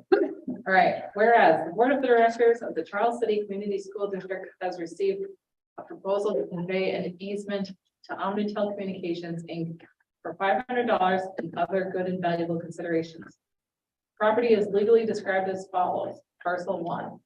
All that part of lots 28, 29, and 30 of the irregular survey of the northeast quarter and of lot 31 of the irregular survey of the northwest quarter of the southeast quarter of section 7, township 95 north, range 15, west of the 5th PM in Floyd County, Iowa, lying and being east of the railroad right of way, the Charles City Western Railway Company, as now located, except that part of the northwest quarter of the southeast quarter of section 7, township 95 north, range 15, west of the 5th PM in Floyd County, Iowa, described as follows: commencing at a point 1,348.2 feet west, 1,662.7 feet north of the southeast corner of section 7, township 95 north, range 15, thence north 987.5 feet, thence southwesternly 8.5 feet to the center line of the highway, then southeasterly along the quarter of the highway, a distance of 544 feet to the point of beginning, said tract containing 5.23 acres, more or less. Parcel 2, lot 8, that was the biggest part. Lot 8 is the north, and you can recall that with your memory. Lot 8 in the north half of lot 7 in block 4, Charles City, Iowa. Whereas it is appropriate pursuant to Iowa Code section 297.22 to publish a notice of the proposed conveyance and of the hearing, and to receive and consider objections and petitions. Now, therefore, be it resolved by the Board of Directors of the Charles City Community School District that this board shall set a public hearing on the conveyance of the above described property for November 14th, 2022 at 6:15 in the high school library located at 1 Comet Drive, Charles City, Iowa 50616. Number 2, that the secretary is authorized and directed to prepare, publish, and distribute the notice of the hearing. Passed and approved this 25th day of October 2022. Charles City Community District. Second. Yeah. It's been moved and seconded to pass this resolution for an easement with Omnitel, which Catherine read. Is there any discussion? I would have liked for them to give the, which section of the section that is. That's for another time. Okay, all those in favor say aye. Aye. Aye. Opposed, say no. Motion passes 5-0. Okay, thank you, Catherine. Thank you. I think David wanted me to read it again, but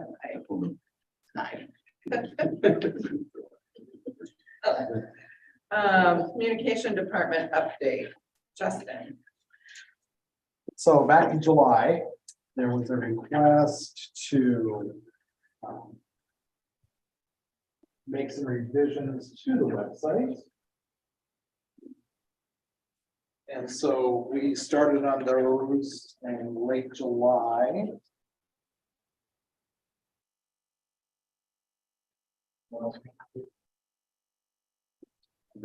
I wanted to just briefly, this is the full report of everything that was done on the website. It doesn't include the regular updates or anything like that, but just wanted to touch on a few things.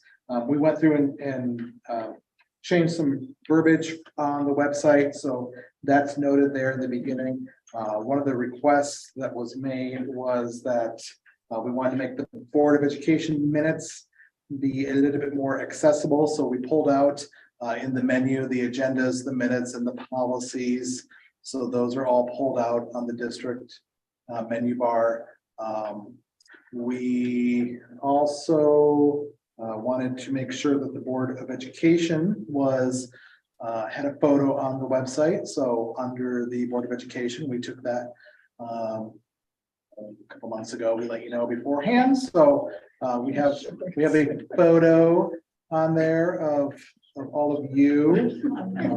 I would like to request that we retake that. I don't remember this communication beforehand.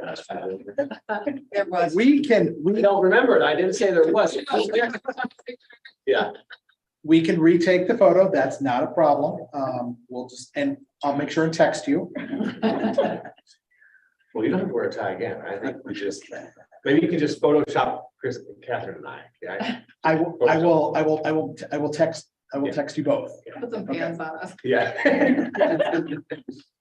My Photoshop skills are not that good. I was told it was like at waist and above. Can we just zoom in? Maybe that's a possibility. No, because I'm too short. I have. All right, so we removed the illness dashboard off the website. We expanded, okay, so we moved the news section up.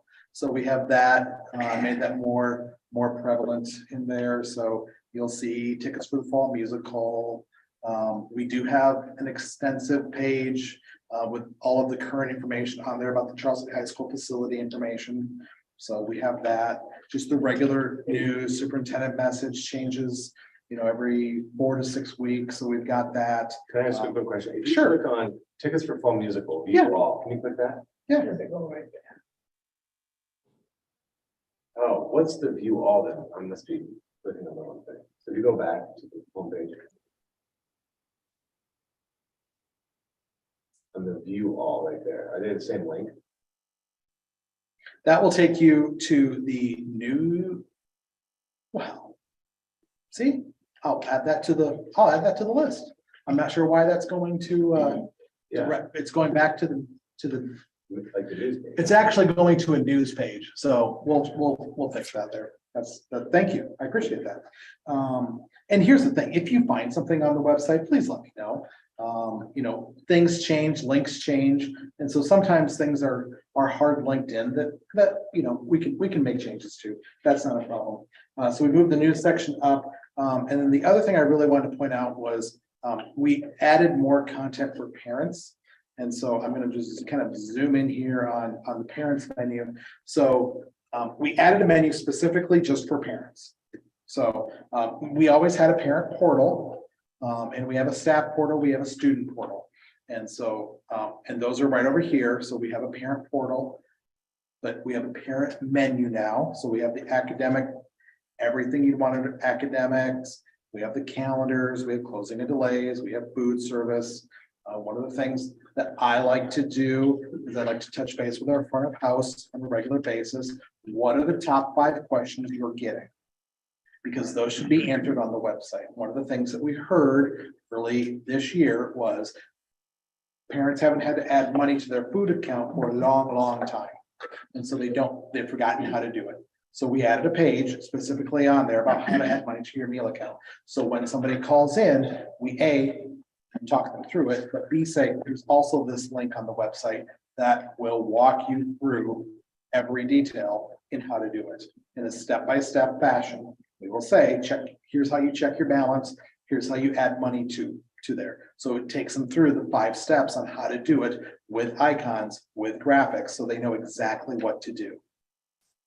So, and then, once again, from a customer service standpoint, we say, if you have questions, if that doesn't work, if your PowerSchool password doesn't work, if you are an elementary school parent and you've never logged into PowerSchool, that's who you contact. So we make sure that there's that information there as well. So I also like that you have the link there on the right as well. It's like once they click on a page, it still shows all their options for the drop down. yep. I mean, and if you want to get super geeky and you don't, but when you click on a link, it opens up in a separate window. So that you can still go back to this, and that's very intentional. We don't open it up in the same window, we open it up in a new window. But that's going down over. That's better. You can read lots of like. Yes, Good. which I'm glad you did and I didn't have to. So that's great. So So Justin, can I just right there? sure. This under parents. Yep. The calendars, that has been the best feedback I've gotten from all parents, that it's really easy to find the calendar so they Sure. can decide if they want academic or sports. And Yep. they absolutely love it because Great. it's such a quick and easy thing, because it's something that parents use all the time. We probably should print it and put it everywhere in our house, but we don't. We just assume we just go to the website. It's great and easy to find. So thank you. You bet, you bet. And here's the thing, if you have a request, just shoot me an email. It's awesome. So that's really not hard. I mean, honestly, I think you made that request in a board meeting and I was back here You did it. fixing it before you walked out. That's the best. So, I mean, feel free to, if you have a request, please let me know. Staff directory is there, and that's always a beginning of the year challenge. Where we have, this just needs to be updated, so one of the nice things is we changed our procedures a couple years ago, and we actually take all teachers' photos in-house now. So we have an in-house photo, and then we wait for the professional company to do it as well, but we do both. Because we have deadlines that we want to do, that we turn around for media and different things like that, and so we do both. So Justin, are the professional ones, the ones that have like the dark background, and the ones we've taken in-house have the more just kind of lighter background? Can I change that? Oh, is it the other way around? What I'll say is, the ones taken by me have a lighter background. Gotcha. The ones with the darker background are taken by our the like Jostens or Life Touch or one of those companies that come in.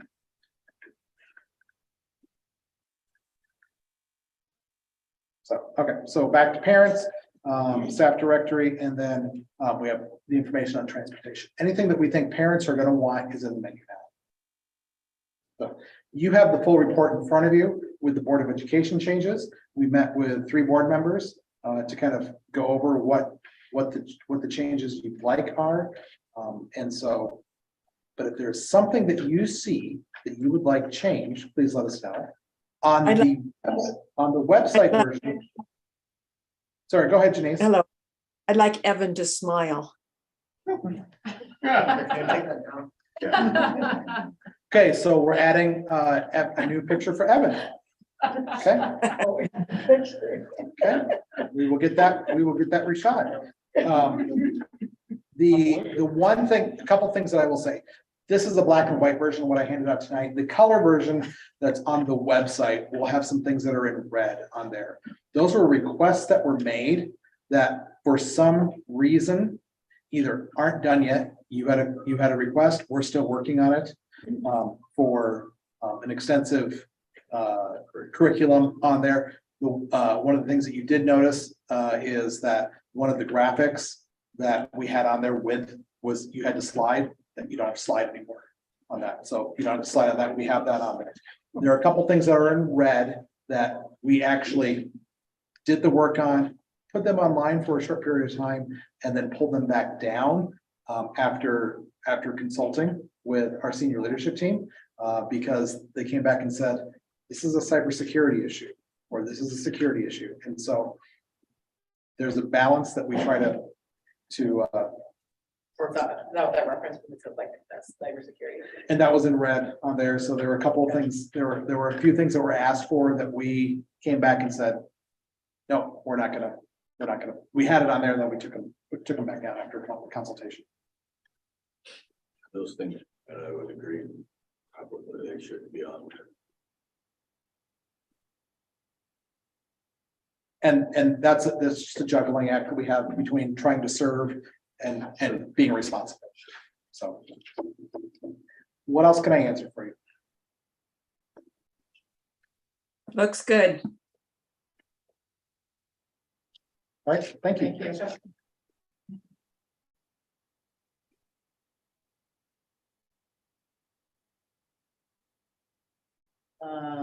And enrollment summary. Yes, as you may be aware, our enrollment as of our official certified numbers are down 64 students from last year. These are actual students in seats. And it does not include the enrollment correction of last year, which is 18 students. So we will be adjusting our budget for a total of 82 students. 18 in the audit correction, 64 actual students. I will tell you that totals $609,000 reduction from what we would have had last year. What grade levels? All students. It's K-12. What was the total number again? Yes, total number 82, No, total enrollment number, sorry. Yeah, what is the price per night? Is there? 1489. Thank you very much. And that 18 can change because we do not have a final audit report yet, but that is what has been submitted as an audit correction, so. And correct me if I'm wrong, Evan, if it does change, it's a minimal change on either side of 18. So we can be fairly confident that we're very close on that number. But again, the state would have to make that final auditing call. This has been communicated, I'm assuming, to senior leadership. Yes, And it was talked about at the negotiations. Sorry, teacher leadership is also aware that yeah. there is a financial burden that we will have to take on. Yes, and I have asked the senior leaders to be conscientious in their review of their stewardship in their respective buildings. And they will be bringing to the table on Tuesday some recommendations that might help us achieve a balanced budget.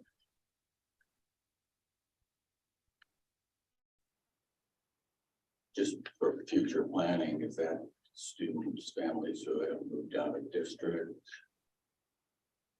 It may be. I will tell you that of the students that we enroll into our district from neighboring districts, we can count them as ours, and their annual funds follow.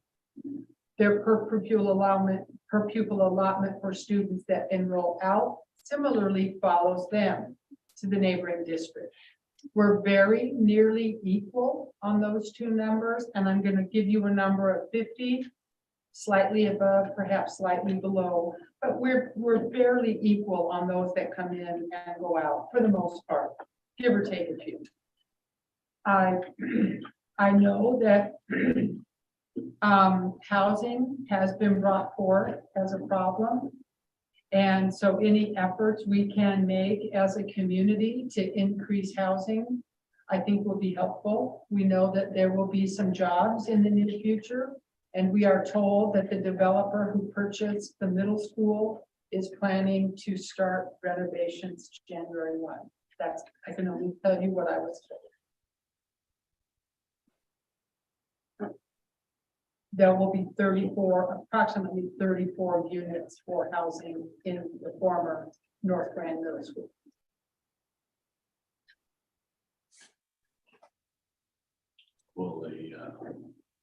census, that student census would be similar in future years, it seems like. Excuse me, I can't hear you. Will the census, student census be similar in future years? So this certified count we do every year. I will tell you, it's unusual to drop by this much. When I look at our trends over the past 22 years, we had been fairly stable.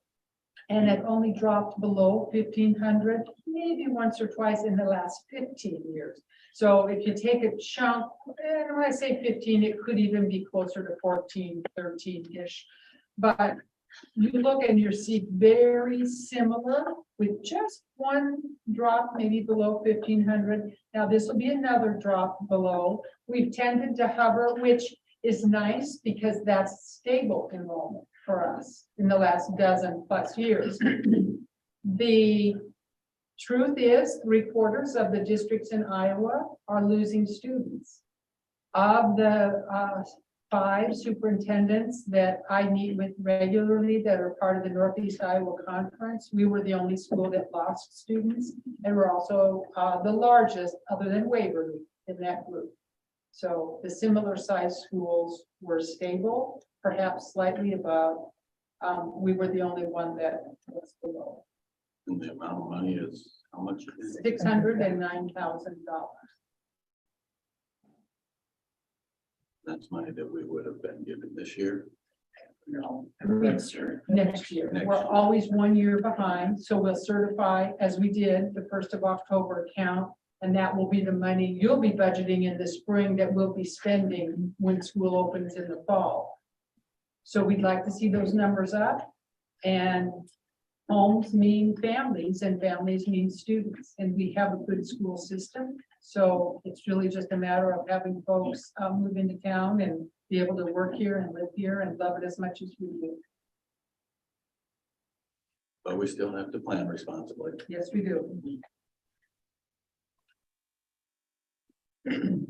Thank you.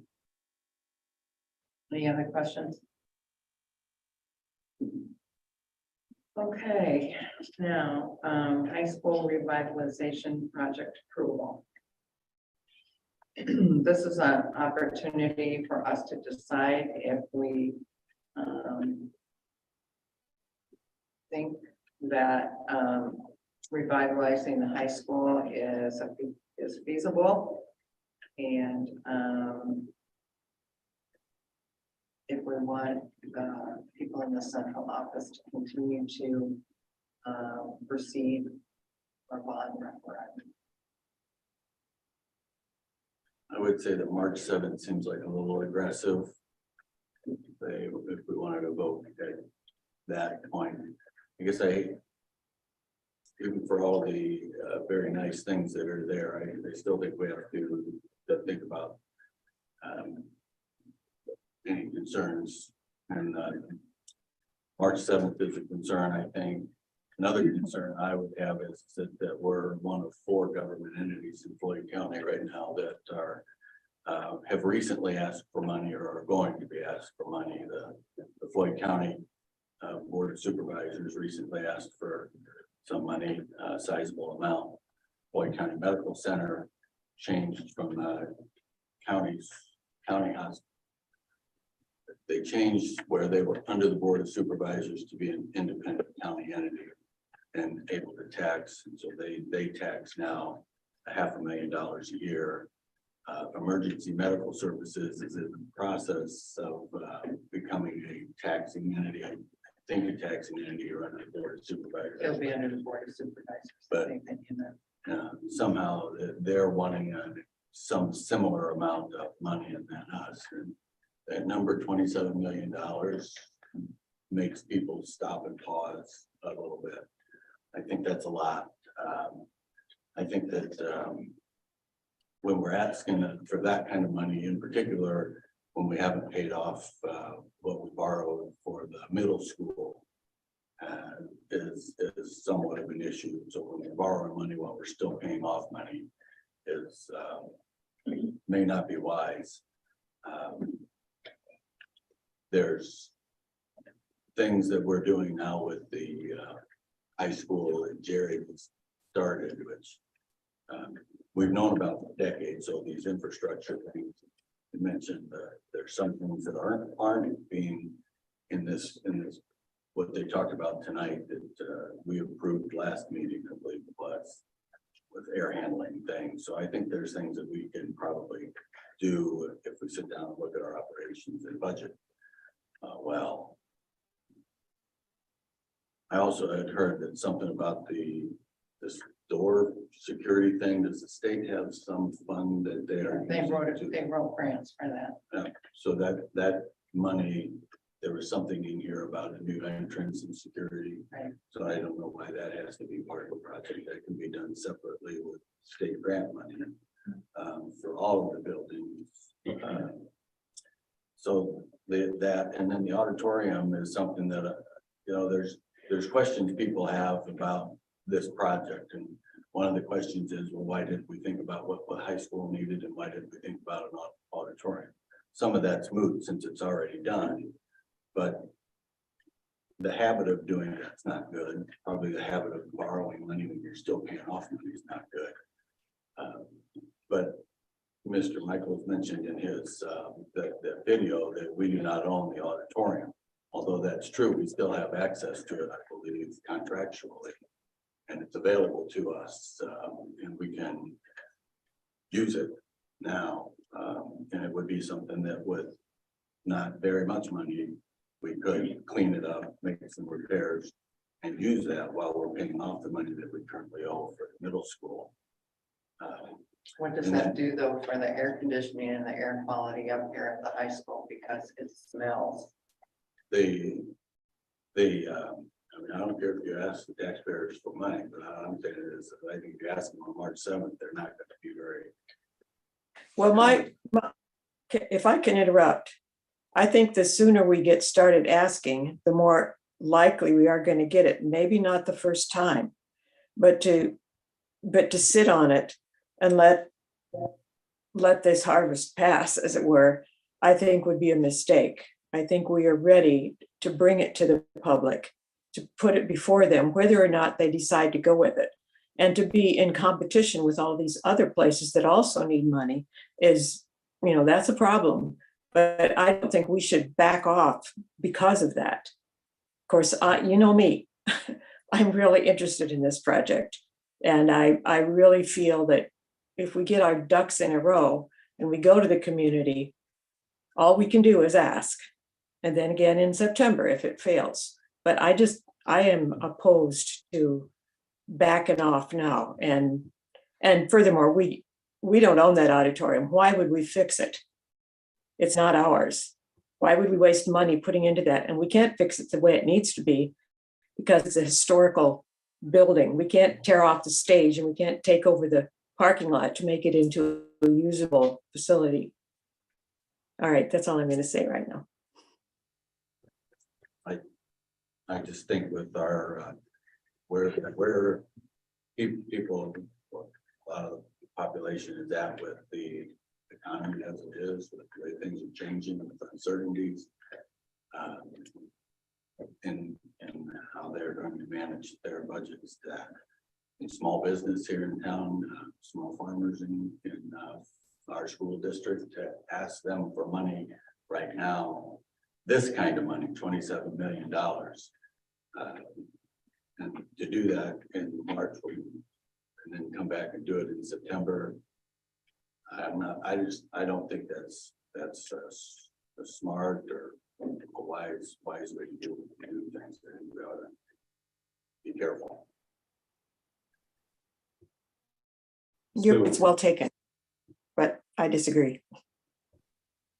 I'd like an auditorium. But I'd like to do it responsibly.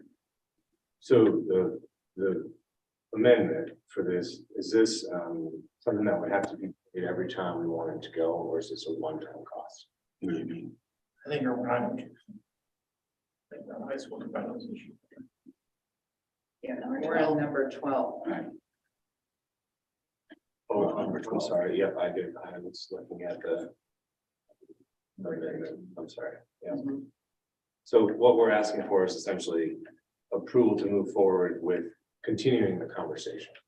So, yeah, you asked for the feasibility, so we presented you guys with what we found to be the feasible thing. Now we're asking your permission. Do you want us They to want proceed with a bond, March, or you guys? $27 million. If we vote now to. That's what the number is proceed, thrown around tonight.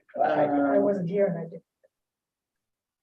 to start the process of a bond referendum, is there still, I mean, we still can stop it, right? Yes, but continued revisions that such as those we mentioned tonight would continue to have a cost. And the 27 million that we're locked into is a result of the $2.70 that's dictated by the state. And that's the amount of money that it will generate. And that's information for clarification, I guess. So we don't have a final number yet, right? Yes, we do. We do have a final number? For how much we do right now. Right, but the. 26.7 million, and I thought it was 27.125. That's why they're Yes. cutting it That's the down. cost of the project, but the most. they're cutting it down some more. That Right. was what we talked about tonight, because it needs to be 26.7 million or below. We're not comfortable going above what we can bring in, Right. knowing there could be generous donors, but we're very conscientious about only spending what we have. Where we don't actually have it, we have to ask people for it.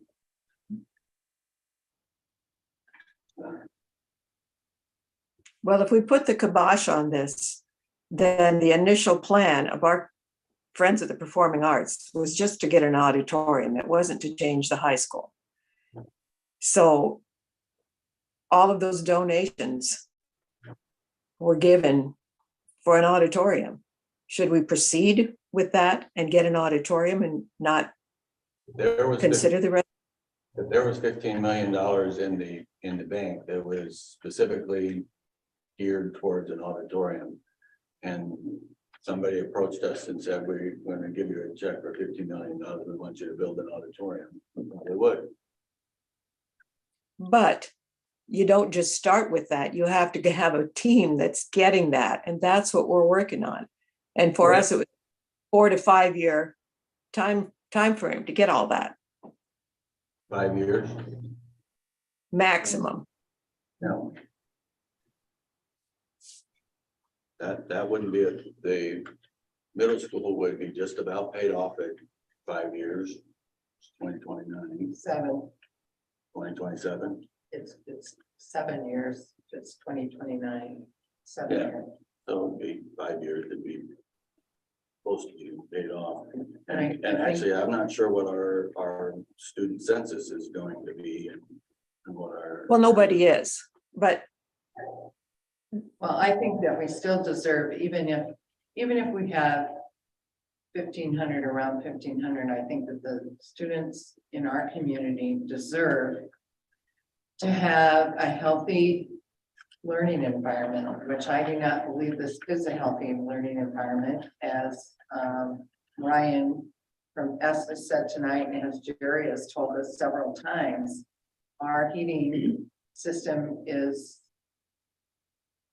one clunk away from going out, and we owe it to the students of Charles City. And I guess, when I look at things, our community, can vote on a new jail for the first time through, I have a hard time imagining that they won't vote for revitalizing our high school, because the students are our future, and would we rather have them learning well in a clean environment and healthy environment in the high school, or do we want big to jail. So Well, I really think it's about time that the community puts forth an effort for our kids, the kids of Charles City and the future kids of Charles City. And also, if you show good faith that we are proceeding with this, the chances of getting more people to step forward for major donations is much greater. Also for getting grants. If we don't have any buy-in from the school district at this point, it's pretty tough to get people to think that it's worthwhile. I think we just need to believe in it. I think if we look at the superintendent's report tonight and you see the things that the kids have been doing in the area of, all states and seen our speech kids last year, coming through, they were making all state and speech and everything. I think they deserve an auditorium. It's because it's not an extracurricular activity, it's a co-curricular activity. Those performances go with what they are learning in the school building. It's co-curricular, not extracurricular. So that's my. I guess a basic question I have is, we saw the plan tonight that looks close, but it's not done. Right. And we are not within the budget that we've set. We're still, the high water mark, we're $6 million over. How do we know that we're gonna get within that budget by the time frame to be able to move on? 6 million? The high water mark is like $33 million, right? No, that's not one of the choices. That was the one that was not used. Yeah, that's It's the range Denise on it's a here. high water mark range, which means the project can cost between these two numbers. The minimum they think it will cost would be 28,390 million. And so, the high water mark is 32.5 million. How do we know that we're gonna get it within that $26.7 million in time? Well, that is the question that our architects are taking now, and I've asked them again in 2 weeks, and I've told them we cannot present anything that isn't within our budget. And that's 26.7 million to 27 million. And we have our PEPAL funds as part of the payoff for the middle school for the next 7 years. And I want to remind folks about cost escalation. We don't have those funds. Those funds are already spent. That's. No, they're spent to pay for the middle school. Right, yeah, that's the thing. Well, but we have that money. We have that money coming in. But it's already. Yeah, we're not using it for this new project. We're not It's using two it, we're different not touching levies, it. so Yeah. we voted on debt service levy, and then we have the PEPAL levy for the. Bond for this, we're not bond for the. I think they're speaking to your concern about we're paying off the middle school, should we be taking out additional debt? Well, yeah, that's That was what we're being asked to do. That's just a lot of money. And when the school board at the time they financed the middle school, they borrowed against 10 years of tax dollars. And we're still paying that off. But we do have the money to do that in addition to being able to pay this, right? Well, PEPAL levy, debt service levy, so if we went to bond and we passed it, we'd be adding the debt service levy for $2.07. Which over 10 years would generate the 27 million and 125,000. All you're telling us is that the state allows that. Right. The state of Iowa allows us to go out and tax that much. But we don't have that money. We're asking people to. Correct. To vote that it's okay that we take that money. Which they have the choice to do or not do. But you don't have, you don't get, if we don't put it up for a vote, we're certainly not going to get it.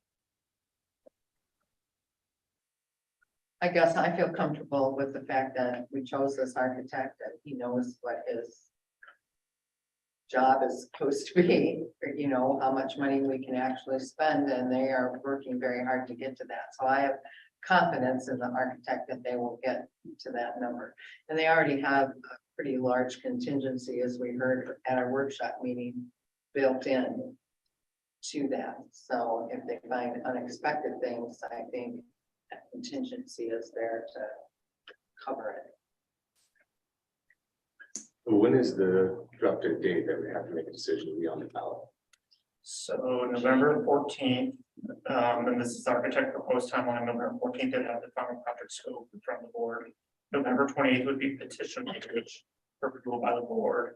And the month of December would be going out and again petition signatures, which is 25% of the last voted election. So I don't know what the number of signatures exactly off the top of my head. And once we get that petition, we present it to the auditor's office, Floyd County Auditor, by January 20th to get on the ballot for the March 7th election. So is there any reason this has to be done today? Can it be tabled until that meeting? If you'd like us, we're only asking if you want us to continue to proceed, because if we do, the architects will come back with the revisions from the feedback tonight and last night.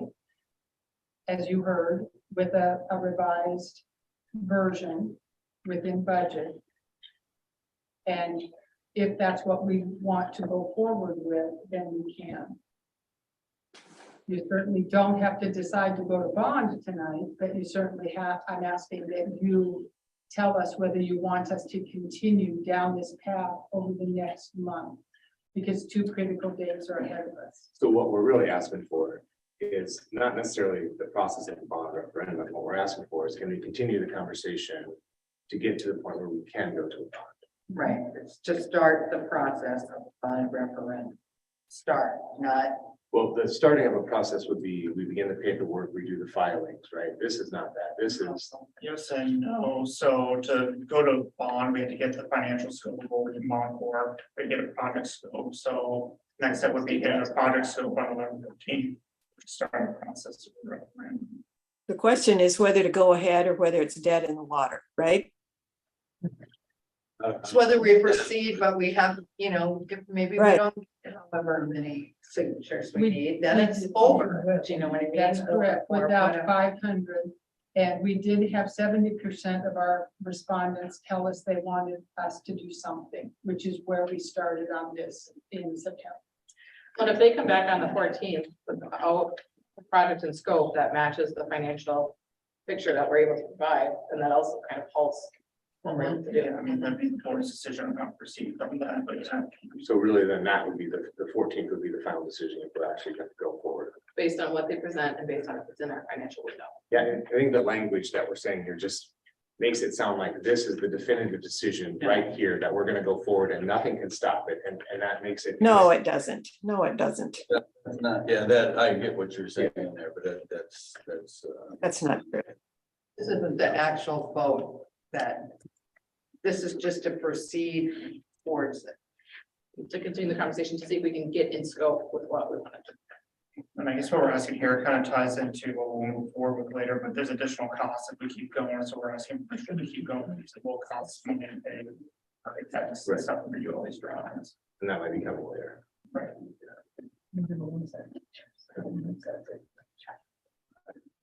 And I think you were correct when you said we may have several opportunities to be stopped. We may be stopped on the 14th with the scope and cost. We could be stopped on the 28th if we don't have agreement on petition language. We'd be stopped without 500 signatures in December. And without a supermajority of 60%. And so there would be a number of points that might not make this feasible. And we also want to consider cost escalation over the next year of waiting. The voters will do what they want if it comes to a vote even, but I guess it would behoove us to think that the very first time that it comes out, that it would be successful. Is there some other way to do these things in a more stepwise fashion that is something that we could afford? Really, like doing 5 million at a time or something like that, whatever. I don't know. We can't afford anything without a bond issue. And I don't, I personally would not want to do it without a bond issue because I think the voters of our school district need to have a say Well, we did the middle school without a bond issue, and they didn't get a say about But that. I wasn't on the That's why board we're here then. right now doing this I'm not conversation. saying whether I agree or disagree with that, but that's not the way I would like to do it now. And this is a new time. I don't think we could do it, this project. As a line. No, We've already borrowed against 10 years of tax dollars. That's the thing. Well, knowing that we've had a lot of discussion, I appreciate David's points of talking about what we've been doing and things that we have to pay and what's happening in our community. I think it's also important to recognize that the language of starting the process is simply to continue with what was discussed at the workshop, to continue to look at the scope of the project. Like Dr. Lundquist said, we also have to recognize that we put a survey out to the community. There was feedback to say we need to do something. I will make a motion to approve the school district to start the process of a bond referendum for a March 7th, 2023 vote. I'll second. it's been moved and seconded to approve the school district to start the process of a bond referendum for a March 7th, 2023 vote. Yes, Ryan House, yes. Fox, Yes.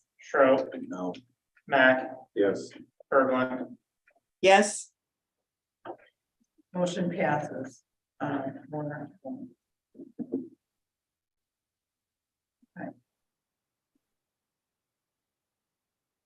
Next, we have the amendment of professional services contract from Envision Architecture.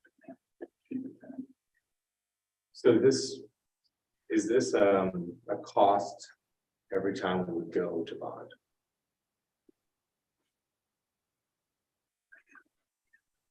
yes, Is this a one-time cost or just to get set up to do this? And then if we said, okay, we do it in March and then things aren't successful and then we say, remember, we would have to pay this again? If we make significant changes, yes.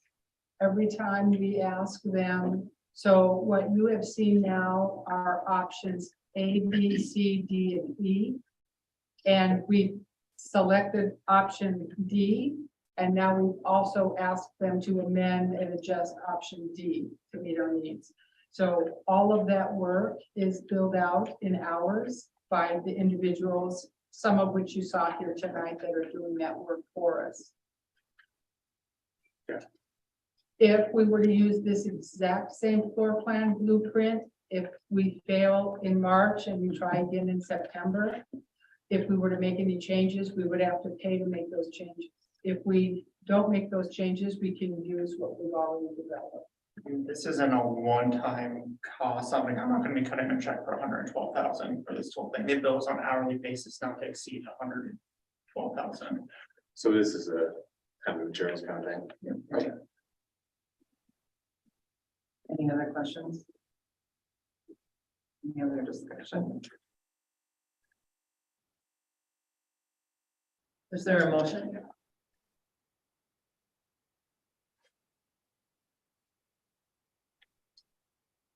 I make a motion to approve the amended contract as presented.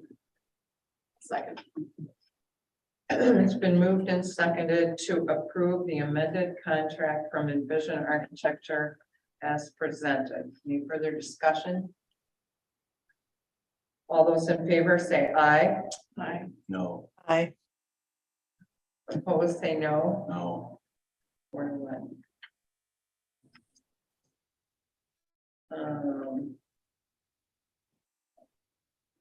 14 is memorandum of understanding on interest-based problem solving.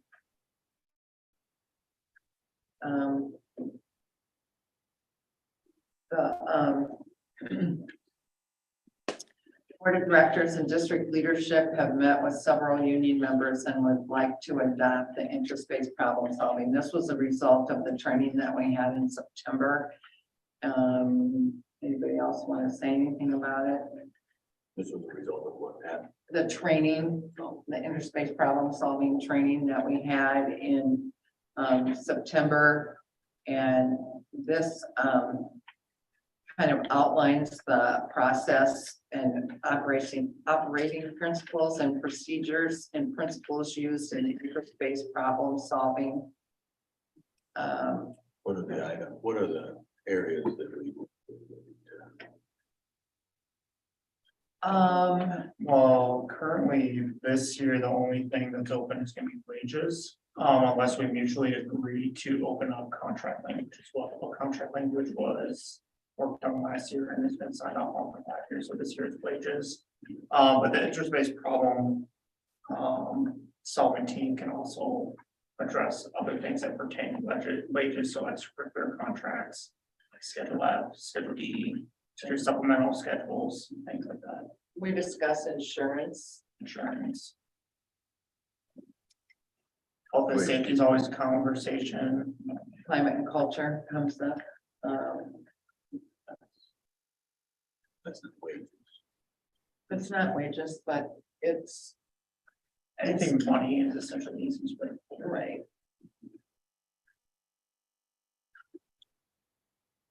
And the associations all put this together.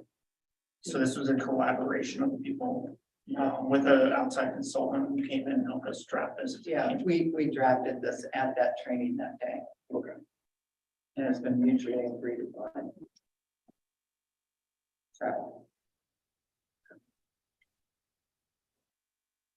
I guess why we're bringing it to the board is to, so that the board is aware of and has an opportunity to support the whole idea of interest-based problem solving over the traditional oppositional bargaining process. I think that's the succinct way of saying it. That's well said. So, I don't see any red flags on this. I'll make a motion to approve the memorandum of understanding as presented. Second. it's been moved and seconded to approve the memorandum of understanding in terms of interest-based problem solving as presented. Is there any further discussion? All those in favor say aye. Aye. Opposed, say no. Motion passes 5-0. Evan, do you have anything on the financial report that you wanted to highlight? Ann kind of highlighted some of the things earlier, but that $8,000 grant for the food service program was a nice thing to receive. Our activity fund balance, we're continuing to monitor, and I'm working with Brian on a consistent basis on how we're going to move forward with that. And recently, in the month of September, the president, we did complete an audit, and I'm looking forward to receiving the final audit report in your future to share with you guys. Can I ask about the activities fund? Absolutely. So, the beginning balance at the beginning of the fiscal year was 150 and we're at 144 now. I mean, is it normally just kind of hover around that 150 fluctuating based on income and expenses at the beginning of every year? Or, I mean, is that low or high? I don't know if I've ever. Yeah, what I can say is we've seen a steady decrease. So kind of what's happened is during the COVID pandemic, we also had shut down sports, and activity fund is funded based off revenue. Sure. And we brought sports back, and we couldn't have people in the stands when we were playing sports. So that decreased revenue, but expenses are still there with refs and lights and everything that falls on activity. Now we're still seeing ourselves recover from that. So I would say it is down compared to longevity history. If I did a 10-year forecast for you. But we were trying to draft a plan to get back ahead of it. Where is that line? So if you look at the bottom of the page, you'll see that the final balance, far right column, $144,727.82. Okay, but is this just an accounting of the restricted balances, or is this the general activity fund also? This is everything that falls under 121 activity fund. So this will be your fundraising accounts. This will be your individual, sport accounts, and then you'll see under, there's that athletics restricted, which would be considered the general activities account. So this is all things that fall under 121 activities. It includes music, doesn't it? Right, so you can see the drama account on there, you can see the speech account on there, the band account on there. Oh, athletics restricted right there. And also music performances.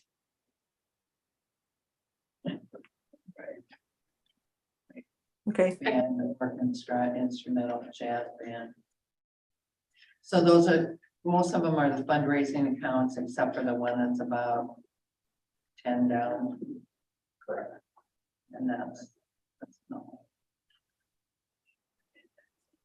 Yeah, I guess like Evan said, I would encourage and I support our staff, our teachers, our people who are working on auditorium, to continue to pursue greater. It's not easy work and it's something addition that they're doing, but it helps support us. And then if groups have interest in doing fundraising, that's always welcome, you know, help the community supports these fundraising efforts that these groups take, because it communicates to the students that their activities and their interests are supported. And then from a financial standpoint, it also helps recoup, as I was stating, some of those past expenses. Anything else? Any other questions? Is there more questions from anyone? Is there a motion? I'll make a motion to accept the September 2022 financial reports. Second. Been moved and seconded to accept the September 2022 financial reports as presented. All those in favor say aye. Aye. Aye. Opposed, say no. Motion passes. 5-0.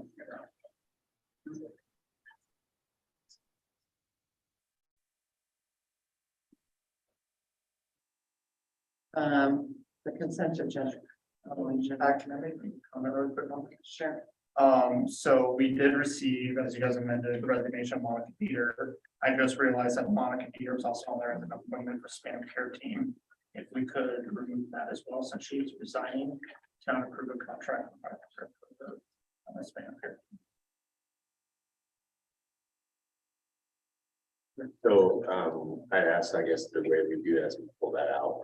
We vote on that separately because we've already made the agenda. It's your call. Here's your preference. I would make a motion to pull that particular item out of the consent agenda as well as item B. Consent agenda. Item B. I'm gonna pull item B out. So we would just vote on those.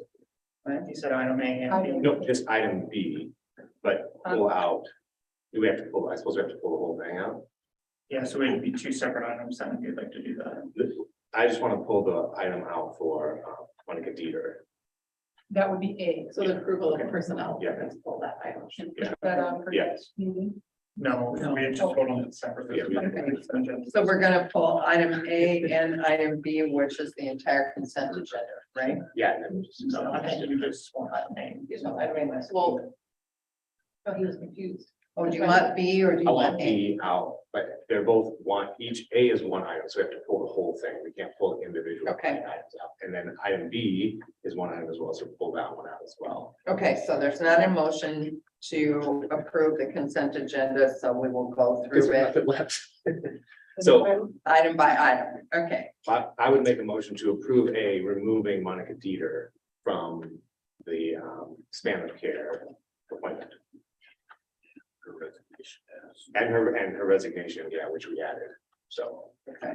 So I would make a motion to approve. Section A, removing Monica Dieter from span of care as well as accepting her resignation. Then I'll just edit Rudkowski. Is it wrong? Okay, I think it's spelled wrong. okay, so it's been moved and seconded to approve personnel appointments. Pulling, including Monica Dieter's resignation and pulling her name from span of care. As she has resigned. Discussion? All those in favor say aye. Aye. Opposed, say no. Motion passes 5-0.